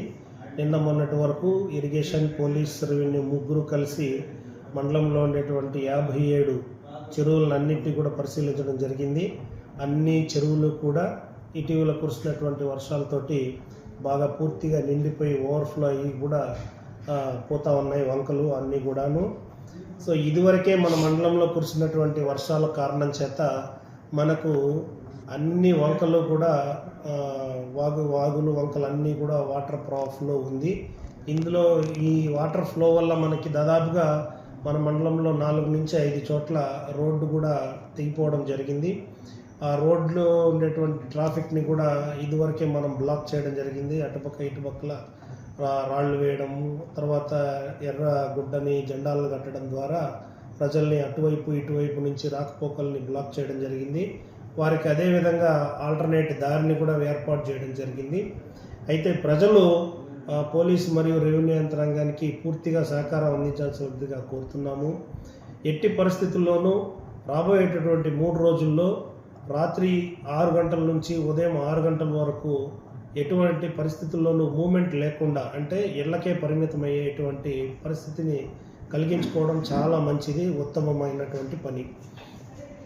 ఈ ఫ్లో అనేది ఎట్లా ఉందంటే మార్నింగ్ ఒక రకంగా, మధ్యాహ్నం ఒక రకంగా, సాయంత్రం ఒక రకంగా ఈ ఫ్లో అనేది ఉంది. కాబట్టి ఏ టైంలో ఏ విధమైనటువంటి ఒత్తిడి గురవుతుందో చెప్పలేము. కాబట్టి ఎట్టి పరిస్థితుల్లోనూ ప్రజలు ఎవ్వరూ కూడా ఈ నీటి ప్రవాహాల వద్దకి కానీ, కుంటల వద్దకు కానీ, వాగుల వద్దకు కానీ వెళ్ళొద్దు. దయచేసి పిల్లల్ని జాగ్రత్తగా చూసుకోండి. ఇటీవల మనకి తిరుపతి జిల్లాలో జరిగినటువంటి సంఘటనలు బేరీజ్ వేసుకుంటే మన ఊరే కదా, మనకు తెలిసిన ఊరే కదా, తక్కువ లోతు ఉంటుంది, ఎక్కువ లోతు ఉంటుంది, మనకు తెలిసిన ప్రదేశమే కదా అని పొరపాటు వల్ల వారి దగ్గర నుంచి మనకు పూర్తి సహాయ సహకారాలు ఉన్నాయి. పోలీస్, రెవెన్యూ, ఇరిగేషన్ మరియు ఇతర శాఖలు, అన్ని శాఖల వాళ్ళు కూడా కోఆర్డినేషన్తోనే ఉన్నాము. అందరూ టీమ్గానే ఉన్నాము. ఎటువంటి పరిస్థితినైనా ఎదుర్కొనేదానికి సిద్ధంగా ఉన్నాము. దయచేసి ప్రజలు రెవెన్యూ మరియు పోలీస్ శాఖ నుంచి వచ్చేటటువంటి సూచనల్ని పెడచెవిన పెట్టకుండా జాగ్రత్తగా ఈ 3 రోజులు పాటించవలసిందిగా కోరుతున్నాం. Thank you. పోవడం జరిగింది. కాబట్టి ఎట్టి పరిస్థితుల్లోనూ మండలంలో ఉండే ప్రజలు ఎవ్వరూ కూడా దయచేసి ఇది పోలీస్ మరియు రెవెన్యూ సైట్ నుంచి విజ్ఞప్తి చేస్తున్నాం. నీటి ప్రవాహాల వద్దకి, నీటి కుంటల వద్దకి, పాడుపడిపోయినటువంటి బిల్డింగుల దగ్గరికి, చెట్ల కిందకి వెళ్ళి ప్రాణాల మీదకి తెచ్చుకోవద్దు. అప్రమత్తంగా ఉండండి. రాబోయేటువంటి 3 రోజులు అప్రమత్తంగా ఉంటే కనుక మనకు ఇది నుంచి, ఈ తుఫాన్ నుంచి మనం తప్పించుకోగలము. తర్వాత ఎమర్జెన్సీలో కనుక మనకు ఏదైనా సహాయ సహకారాలు అందించాల్సి ఉంటే ఎప్పుడు కూడా 24/7 నా నంబరు ఉంది. అదేవిధంగా ఎస్ఐ గారి నంబరు ఉంది. ఎస్ఐని కానీ నన్ను కానీ కాంటాక్ట్ కావచ్చు. అదేవిధంగా ఫీల్డ్ లెవెల్లో గ్రామ స్థాయిలో విఆర్ఓ కానీ, అదేవిధంగా మహిళా పోలీసు కానీ, పోలీస్ కానిస్టేబుల్స్ కానీ ఉన్నారు. అదేవిధంగా గ్రామ స్థాయిలో సెక్రటరియట్ స్టాఫ్ అందరూ కూడా రాబోయేటువంటి 3 రోజులు వాళ్ళు గ్రామంలోనే ఉండేటట్టుగా చర్యలు తీసుకున్నాము. ఏదైనా ఎమర్జెన్సీ వస్తే కనుక ఇన్ఫర్మేషన్ ఇమీడియట్గా వాళ్ళకి చేరవేయండి. వాళ్ళ ద్వారా మా ద్వారా ఉన్నతాధికారులకి ఈ యొక్క ఇన్ఫర్మేషన్ అన్నింటినీ కూడా షేర్ చేసుకోవడం జరుగుతుంది. ఎట్టి పరిస్థితుల్లోనూ అన్ని డిపార్ట్మెంట్స్తో కోఆర్డినేట్ చేయడం జరిగింది. అదేవిధంగా మెడికల్ ఆఫీసర్స్తో కూడా మనం నిన్ననే కోఆర్డినేట్ చేసుకొని ఈ వర్షాలకి విష పురుగులు, విష సర్పాల నుంచి కాటువేయడం పడితే యాంటీవెనమ్ ఇంజెక్షన్స్, దానికి సంబంధించినటువంటి యాంటీబయాటిక్స్ అన్ని మందుల్ని కూడా రెడీ చేసి ఉంచుకోమని చెప్పడం జరిగింది. అందరూ కూడా అప్రమత్తంగానే ఉన్నారు. ఇరిగేషన్ శాఖతో సంబంధించి ఇరిగేషన్ శాఖతో కూడా కోఆర్డినేట్ చేసుకున్నాం. వాళ్ళ అన్ని చెరువుల్ని ఇన్స్పెక్ట్ చేశాము. ఇప్పటి వరకు అయితే ఎటువంటి ఇబ్బంది లేదు. ఇంకా 3 రోజుల్లో రాబోయేటువంటి వర్షాల వల్ల ఏదైనా ఇబ్బంది జరిగితే కనుక మేము తగినటువంటి చర్యలు తీసుకోవడానికి సిద్ధంగా ఉన్నాము. అన్ని ఏర్పాట్లు చేసుకున్నాము. ఇంకా మనకు కావాల్సినటువంటి పోలీస్ ఫోర్స్ కూడా రెడీగా ఉంది. ఎస్ఐ గారు మనకి 24. నమస్కారాలు. ముఖ్యంగా వాతావరణ శాఖ ఇటీవల తెలిపిన రకంగా ఈ రానున్న 3 రోజుల్లో తుఫాను హెచ్చరికల కారణంగా రాష్ట్రం మొత్తం కూడా చాలా వరకు భారీ నుంచి అతి భారీ వర్షాలతో పాటు పెనుగాలు విపరీతంగా వచ్చే అవకాశాలు ఎక్కువ ఉన్నాయి. అందులో ముఖ్యంగా మన చిత్తూరు జిల్లాలో కూడా ఈ రకంగా వచ్చే అవకాశాలు ఎక్కువ ఉన్నాయి. కాబట్టి ముఖ్యంగా మన తోనంపల్లి మండలంలో కూడా ఇటీవల మనం చూస్తున్నాము. ఇటీవల వర్షాలకు మనకున్న చెరువులన్నీ కూడా పూర్తిగా నిండిపోయినాయి. వాటితో పాటు చెరువు నుంచి వచ్చే నీటి కారణంగా చాలా వరకు 4-5 చోట్ల మన మండలంలో రహదారులు రోడ్డు పూర్తిగా ధ్వంసమైనాయి. దానికి మనం ఆల్టర్నేట్ రూట్ అరేంజ్ చేసుకున్నాము. ఆ రూట్లో కూడా మొత్తం వెహికల్స్ మనం డైవర్ట్ చేసుకుంటూ ఉన్నాము. ముఖ్యంగా ప్రజలు గమనించిన విషయం ఏమంటే వీలైనంత వరకు ఈ 3 రోజులు వాళ్ళ బయటికి వెళ్ళే పర్యటన ఏమైనా రద్దు చేసుకోండి. వీలైనంత వరకు వాళ్ళు ఇంట్లోనే ఉండండి, బయటికి రావద్దండి. ముఖ్యంగా మీరు చెరువుల దగ్గరికి కానీ వాగుల వద్ద కానీ పూర్తిగా వెళ్ళడం ఖచ్చితంగా మానేయండి, వెళ్ళొద్దండి. ఎందుకంటే మనం ఈ ప్రవాహం అనేది ఎప్పుడు రకం వస్తుందో మనకు తెలియదు. ఉన్నటువంటి ప్రవాహం పెరిగే అవకాశం ఉంటుంది, వాటర్ ఎక్కువ వచ్చే అవకాశం ఉంటుంది. కాబట్టి చెరువు వద్ద పూర్తిగా వెళ్ళొద్దండి. మేము ప్రతి చోట కూడా ఎక్కడైతే ఇట్లా ప్రవాహాలు ఎక్కువ వచ్చే రోడ్డు దగ్గర పూర్తిగా రెవెన్యూ వారి సహాయంతో, ఎంఆర్ఓ సహాయంతో, విఆర్ఓస్ని మా స్టాఫ్ టికెట్ అరేంజ్ చేసుకున్నాము. డ్రైవర్స్ పోల్కొని మొత్తం వెహికల్స్ పోనీకుండా మేము డ్రైవర్స్ అరేంజ్ చేస్తున్నాము. సో ప్రజలు ఎవరైతే ఉన్నారో అవి తీసేసి పోయే చేయడానికి ప్రయత్నం చేస్తున్నారు. సో అది కూడా మానుకోండి, ఖచ్చితంగా అట్లా బండి చేయొద్దండి. సో ఇంకోటి దాంతోపాటు 24/7 కంట్రోల్ రూమ్ ఏర్పాటు చేస్తున్నారు. గౌరవ కలెక్టర్ గారు, ఎస్పీ గారు వారు కంట్రోల్ ఏర్పాటు చేస్తున్నారు. మీరు ఎవరైనా కూడా ఏ జరిగినా కూడా పెనుగాలు వచ్చినా ధ్వంసం జరిగినా కూడా వెంటనే ప్యానిక్ కాకుండా 104కి కానీ 108కి కానీ 112కి కానీ కాల్ చేయొచ్చు. అట్లాగే మాతో పాటు మన ఎంఆర్ఓ గారికి ఫోన్ చేయొచ్చు, మా నంబర్కి ఫోన్ చేయొచ్చు. ఎప్పుడు ఫోన్ చేసినా కూడా ఖచ్చితంగా మేము అవైలబిలిటీలో ఉంటాము. అది కాకుండా ఖచ్చితంగా మహిళా పోలీసులు అందరూ కూడా వాళ్ళ పంచాయతీలోనే ఉంటారు. మీకు వాళ్ళ నంబర్స్ కూడా మీ దగ్గర ఉంటాయి. వాళ్ళు కూడా వెంటనే ఫోన్ చేయండి. మీకు ఎటువంటి సహాయం కావాలన్నా కూడా, మీకు వాటర్ ఏమైనా వచ్చినా, కరెంట్ సమస్య వచ్చినా, ఏది వచ్చినా కూడా ఖచ్చితంగా వెంటనే మాకు కాల్ చేయండి. ట్రాన్స్పోర్టేషన్ చాలా ఇంపార్టెంట్. మనకి ఎలక్ట్రిసిటీ కూడా ఇంపార్టెంట్. కరెంట్ వెళ్ళేంత వరకు ఉండకపోవచ్చు, మనకు తెలిసి ఎక్కువ గాలి వచ్చినప్పుడు కరెంట్ ఉండకపోవచ్చు. కాబట్టి వెంటనే మీరు దానికి ఇబ్బంది పడుకోకుండా తగిన ఏర్పాట్లు ముందే రెడీ చేసుకోండి, మునాలు ముందే రెడీ చేసి పెట్టుకోండి.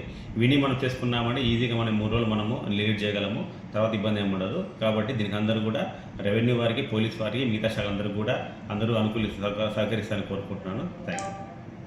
ఓబీసీ విద్యార్థి సంక్షేమ సంఘం జాతీయ అధ్యక్షులు ఉప్పర నాగేశ్వరరావు ఆదివారం ఉదయం తిరుపతి ప్రెస్ క్లబ్లో మీడియా సమావేశంలో మాట్లాడారు. ఆ విశేషాలను ఇప్పుడు చూద్దాం. మీడియా మిత్రులందరికీ నా నమస్కారాలు. భారత రాజ్యాంగం అమలు నుండి ఇప్పటి వరకు దశాబ్దాలు గడుస్తున్నా, తరాలు మారుతున్నా బీసీలపై పాలక వర్గాలు చూపుతున్నది తల్లి ప్రేమ కాదు, సవిత ప్రేమని మనకు స్పష్టంగా అర్థమవుతాము. ఈరోజు భారతదేశంలో బీసీ రిజర్వేషన్ గురించి ఒకసారి మనం ఆలోచిస్తే 52% ఉన్న బీసీలకి 27% రిజర్వేషన్ కొరకు అక్షరాల 40 సంవత్సరాలు పట్టింది. 5% ఉన్న అగ్రవర్ణ పేదలకు 10% ఈడబ్ల్యూ రిజర్వేషన్ ఇవ్వడానికి అక్షరాల 6 రోజులు మాత్రమే పట్టింది. భారతదేశంలో ఈ 52% ఉన్న బీసీలకి 27% రిజర్వేషన్లు ఇవ్వడానికి జరిగిన పరిణామాలు ఒకసారి మనం చరిత్ర పరిశీలిస్తే 1953లో అప్పటి భారత ప్రభుత్వం మొట్టమొదటి జాతీయ కమిషన్ ఏర్పాటు చేయడం జరిగింది. ఆ కమిషన్ పేరు కాకా కాలేల్కర్ కమిషన్. 1956లో ఆ కమిషన్ ఆ రిపోర్ట్ను భారత ప్రభుత్వానికి సమర్పించడం జరిగింది.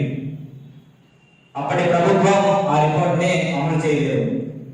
అదేవిధంగా 1979లో అప్పటి భారత ప్రభుత్వము 2వ జాతీయ బీసీ కమిషన్ ఏర్పాటు చేయడం జరిగింది. ఆ కమిషన్ కి చైర్మన్ గా టిపి మనోహర్ గారిని నియమించడం జరిగింది. కమిషన్ పేరు బీపీ మండల కమిషన్. ఆ కమిషన్ గ్రామీణ స్థాయిలో మొత్తం తిరిగి 1980లో అప్పటి కేంద్ర ప్రభుత్వానికి రిపోర్టు సమర్పించడం జరిగింది. అప్పటి కొంత నాయకులు, అప్పటి కొంతమంది పార్టీలు కలిసి ఇది రాజ్యాంగ విరుద్ధం అని చెప్పేసి బీసీ రిజర్వేషన్ ఇవ్వకూడదని చెప్పేసి సుప్రీంకోర్టులో కేసు వేయడం జరిగింది. 1980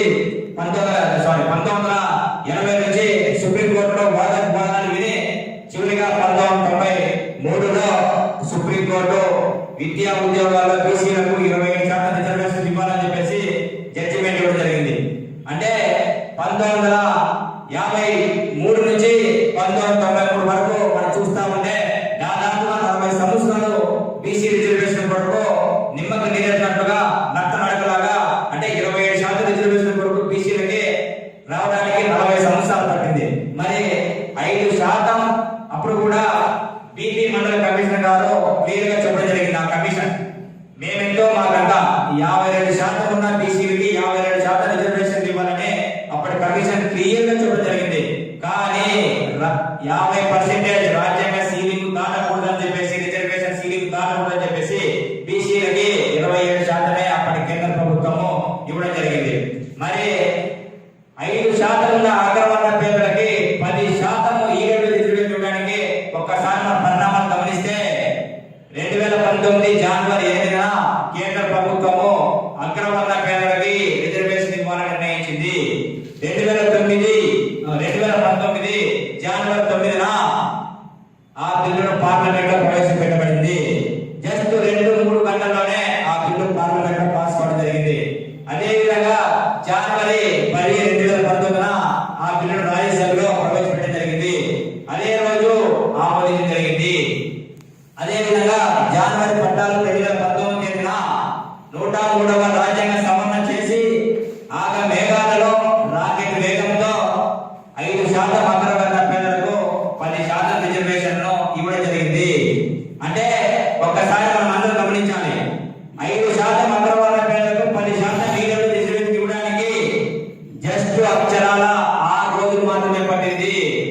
52% ఉన్న బీసీలకి 27% రిజర్వేషన్ ఇవ్వడానికి దాదాపుగా 40 సంవత్సరాలు పడితే 5% ఉన్న అగ్రవర్ణ పేదలకి జస్ట్ 6 రోజులు మాత్రమే, 6 రోజుల్లోనే 10% రిజర్వేషన్ ఇవ్వడం జరిగింది.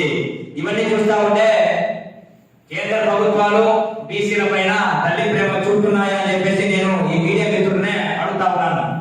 అదే విధంగా మనందరికీ అభివృద్ధి కాదు, దేశంలో అన్ని పౌరుల అభివృద్ధి దేశ అభివృద్ధి సార్. కొన్ని వర్గాల అభివృద్ధి మాత్రము దేశ అభివృద్ధి కాదు. మన శరీరంలో ఒక చెయ్యి కానీ, ఒక కాలు కానీ, ఒక పొట్ట కానీ లాభైతే అది ఊరు లేదా వాపు అంటారు. మన శరీరంలో ఉన్న అన్ని ఆర్గాన్స్ అభివృద్ధి చెందితే అప్పుడు ఆ మనిషి ఆరోగ్యకరంగా సౌకర్యంగా ఉంటాడు. అదేవిధంగా దేశంలోని ప్రతి పౌరుడు అభివృద్ధి చెందినప్పుడు మాత్రమే భారతదేశం అభివృద్ధి చెందుతుంది సార్. కొన్ని వర్గాలు అభివృద్ధి చెందడం కాదని చెప్పేసి నేను సందర్భంగా తెలియజేస్తా ఉన్నాను. అదేవిధంగా ఈ రోజు ఓబీసీ విద్యార్థి సంక్షేమ సంఘం బీసీలు జరుగుతున్న అన్యాయాలపైన, అక్రమాలపైన గడప గడపకు బీసీ వాదమని గడప ఈ రోజు ఆవిష్కరణ జరుగుతుంది. కావున నేను ఈ రోజు రాష్ట్ర ఓబీసీ ప్రజలందరినీ చేతులెత్తి నమస్కరించి ఒకటే కోరుకుంటాను. ఈ గడప గడపకు బీసీ వాదం అనే కరపత్రాన్ని ప్రతి ఒక్కరూ చదవండి. ఒక విద్యార్థి చదవండి, ఒక బీసీ యువకుడు చదవండి, ఒక బీసీ మహిళ చదవండి, ఒక బీసీ ఉద్యోగస్తు చదవండి, ఒక బీసీ మేధావి చదివి ఒక విద్యార్థి ఇంకో విద్యార్థి చెప్పండి, ఒక యువకుడు ఇంకో యువకుడు చెప్పండి, ఒక ఉద్యోగస్తుడు ఇంకో ఉద్యోగస్తు చెప్పండి, ఒక మహిళ తాటి మహిళకి చెప్పి బీసీని చైతన్యం చేయాలని చెప్పేసి నేను ఓబీసీ విద్యార్థి సంక్షేమ సంఘం తరఫున పిలుపునిస్తున్నాను.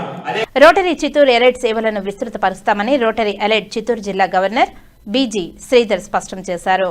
శనివారం రాత్రి స్థానిక సింధు టవర్స్ లో చిత్తూరు రోటరీ ఎలైట్ నూతన క్లబ్ ను ప్రారంభించారు. ఈ క్రమంలో చిత్తూరు నగరానికి చెందిన ప్రముఖ ఆడిటర్ సుమంత్ ను క్లబ్ అధ్యక్షుడిగా, స్థానిక అమ్మ హాస్పిటల్స్ నిర్వాహకులు డాక్టర్ అశోక్ రెడ్డిని కార్యదర్శిగా, గురు గణేష్ ను కోశాధికారిగా ఏకగ్రీవంగా ఎన్నుకున్నారు. అనంతరం రోటరీ ఎలైట్ చిత్తూరు జిల్లా గవర్నర్ శ్రీధర్ మాట్లాడుతూ బెంగళూరు, చెన్నై, మదనపల్లి, తిరుపతి, శ్రీకాళహస్తి తదితర ప్రాంతాలతో పాటు 200 ప్రాంతాలలో దాదాపు 46,000 క్లబ్బుల ద్వారా ప్రజలకు పలు రకాలుగా సేవలు అందిస్తున్నామని తెలిపారు.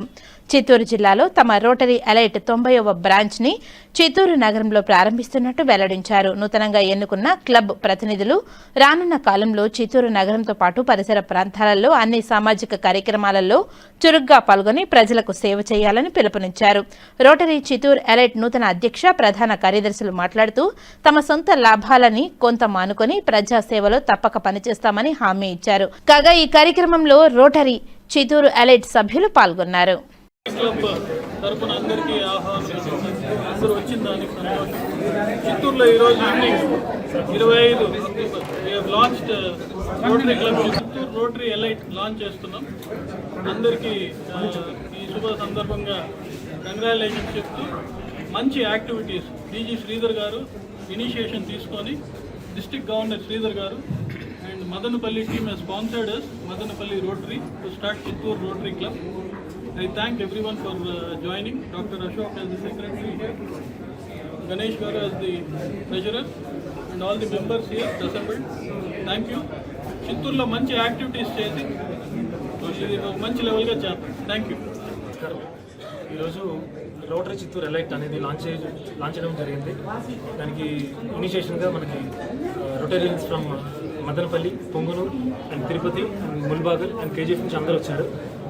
We are very thankful sir. అందరూ మీ యొక్క ఎక్స్పీరియన్స్ అండ్ మా ఎంతూజియాజం చూసి మమ్మల్ని ఎంకరేజ్ చేసినందుకు చైతన్య సార్, శ్రీధర్ సార్ అందరూ వచ్చి మమ్మల్ని ఎంకరేజ్ చేసినందుకు చాలా feel very proud. And especially చాలామందికి రోటరీ అనేది ఎక్కువ మందికి తెలియకపోవచ్చు. ఇట్స్ మనం ఒక గ్రూప్లో వెళ్ళడం కాదు, and we are 1 person is entering into the 1.4 million it's volunteers. Rotary అనేది 200 కంట్రీస్లో ఉంది అండ్ 1.4 million పీపుల్ ఉన్నారు దాంట్లో. అండ్ మోర్ దాన్ 46,000 క్లబ్స్ ఉన్నాయి. So we feel very proud. We are the one of the club in 46,000 clubs, and we feel very proud, and we are entering into this club. And the most important thing is the motto of the Rotary Club is actually told by the Paul Harris, who invented this 1905.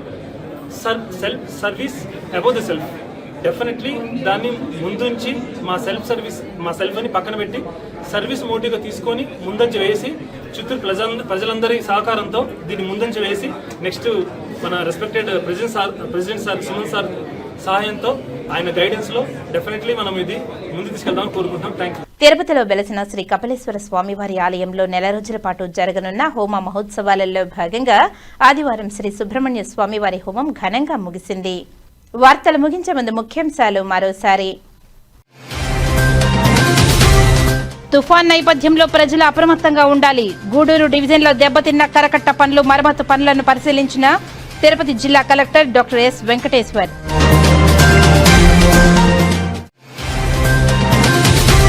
తిరుమలలో నిండు కుండల జలాశయాలు, పాప వినాశనం dam వద్ద ప్రత్యేక పూజలు నిర్వహించిన TTD chairman BR Naidu.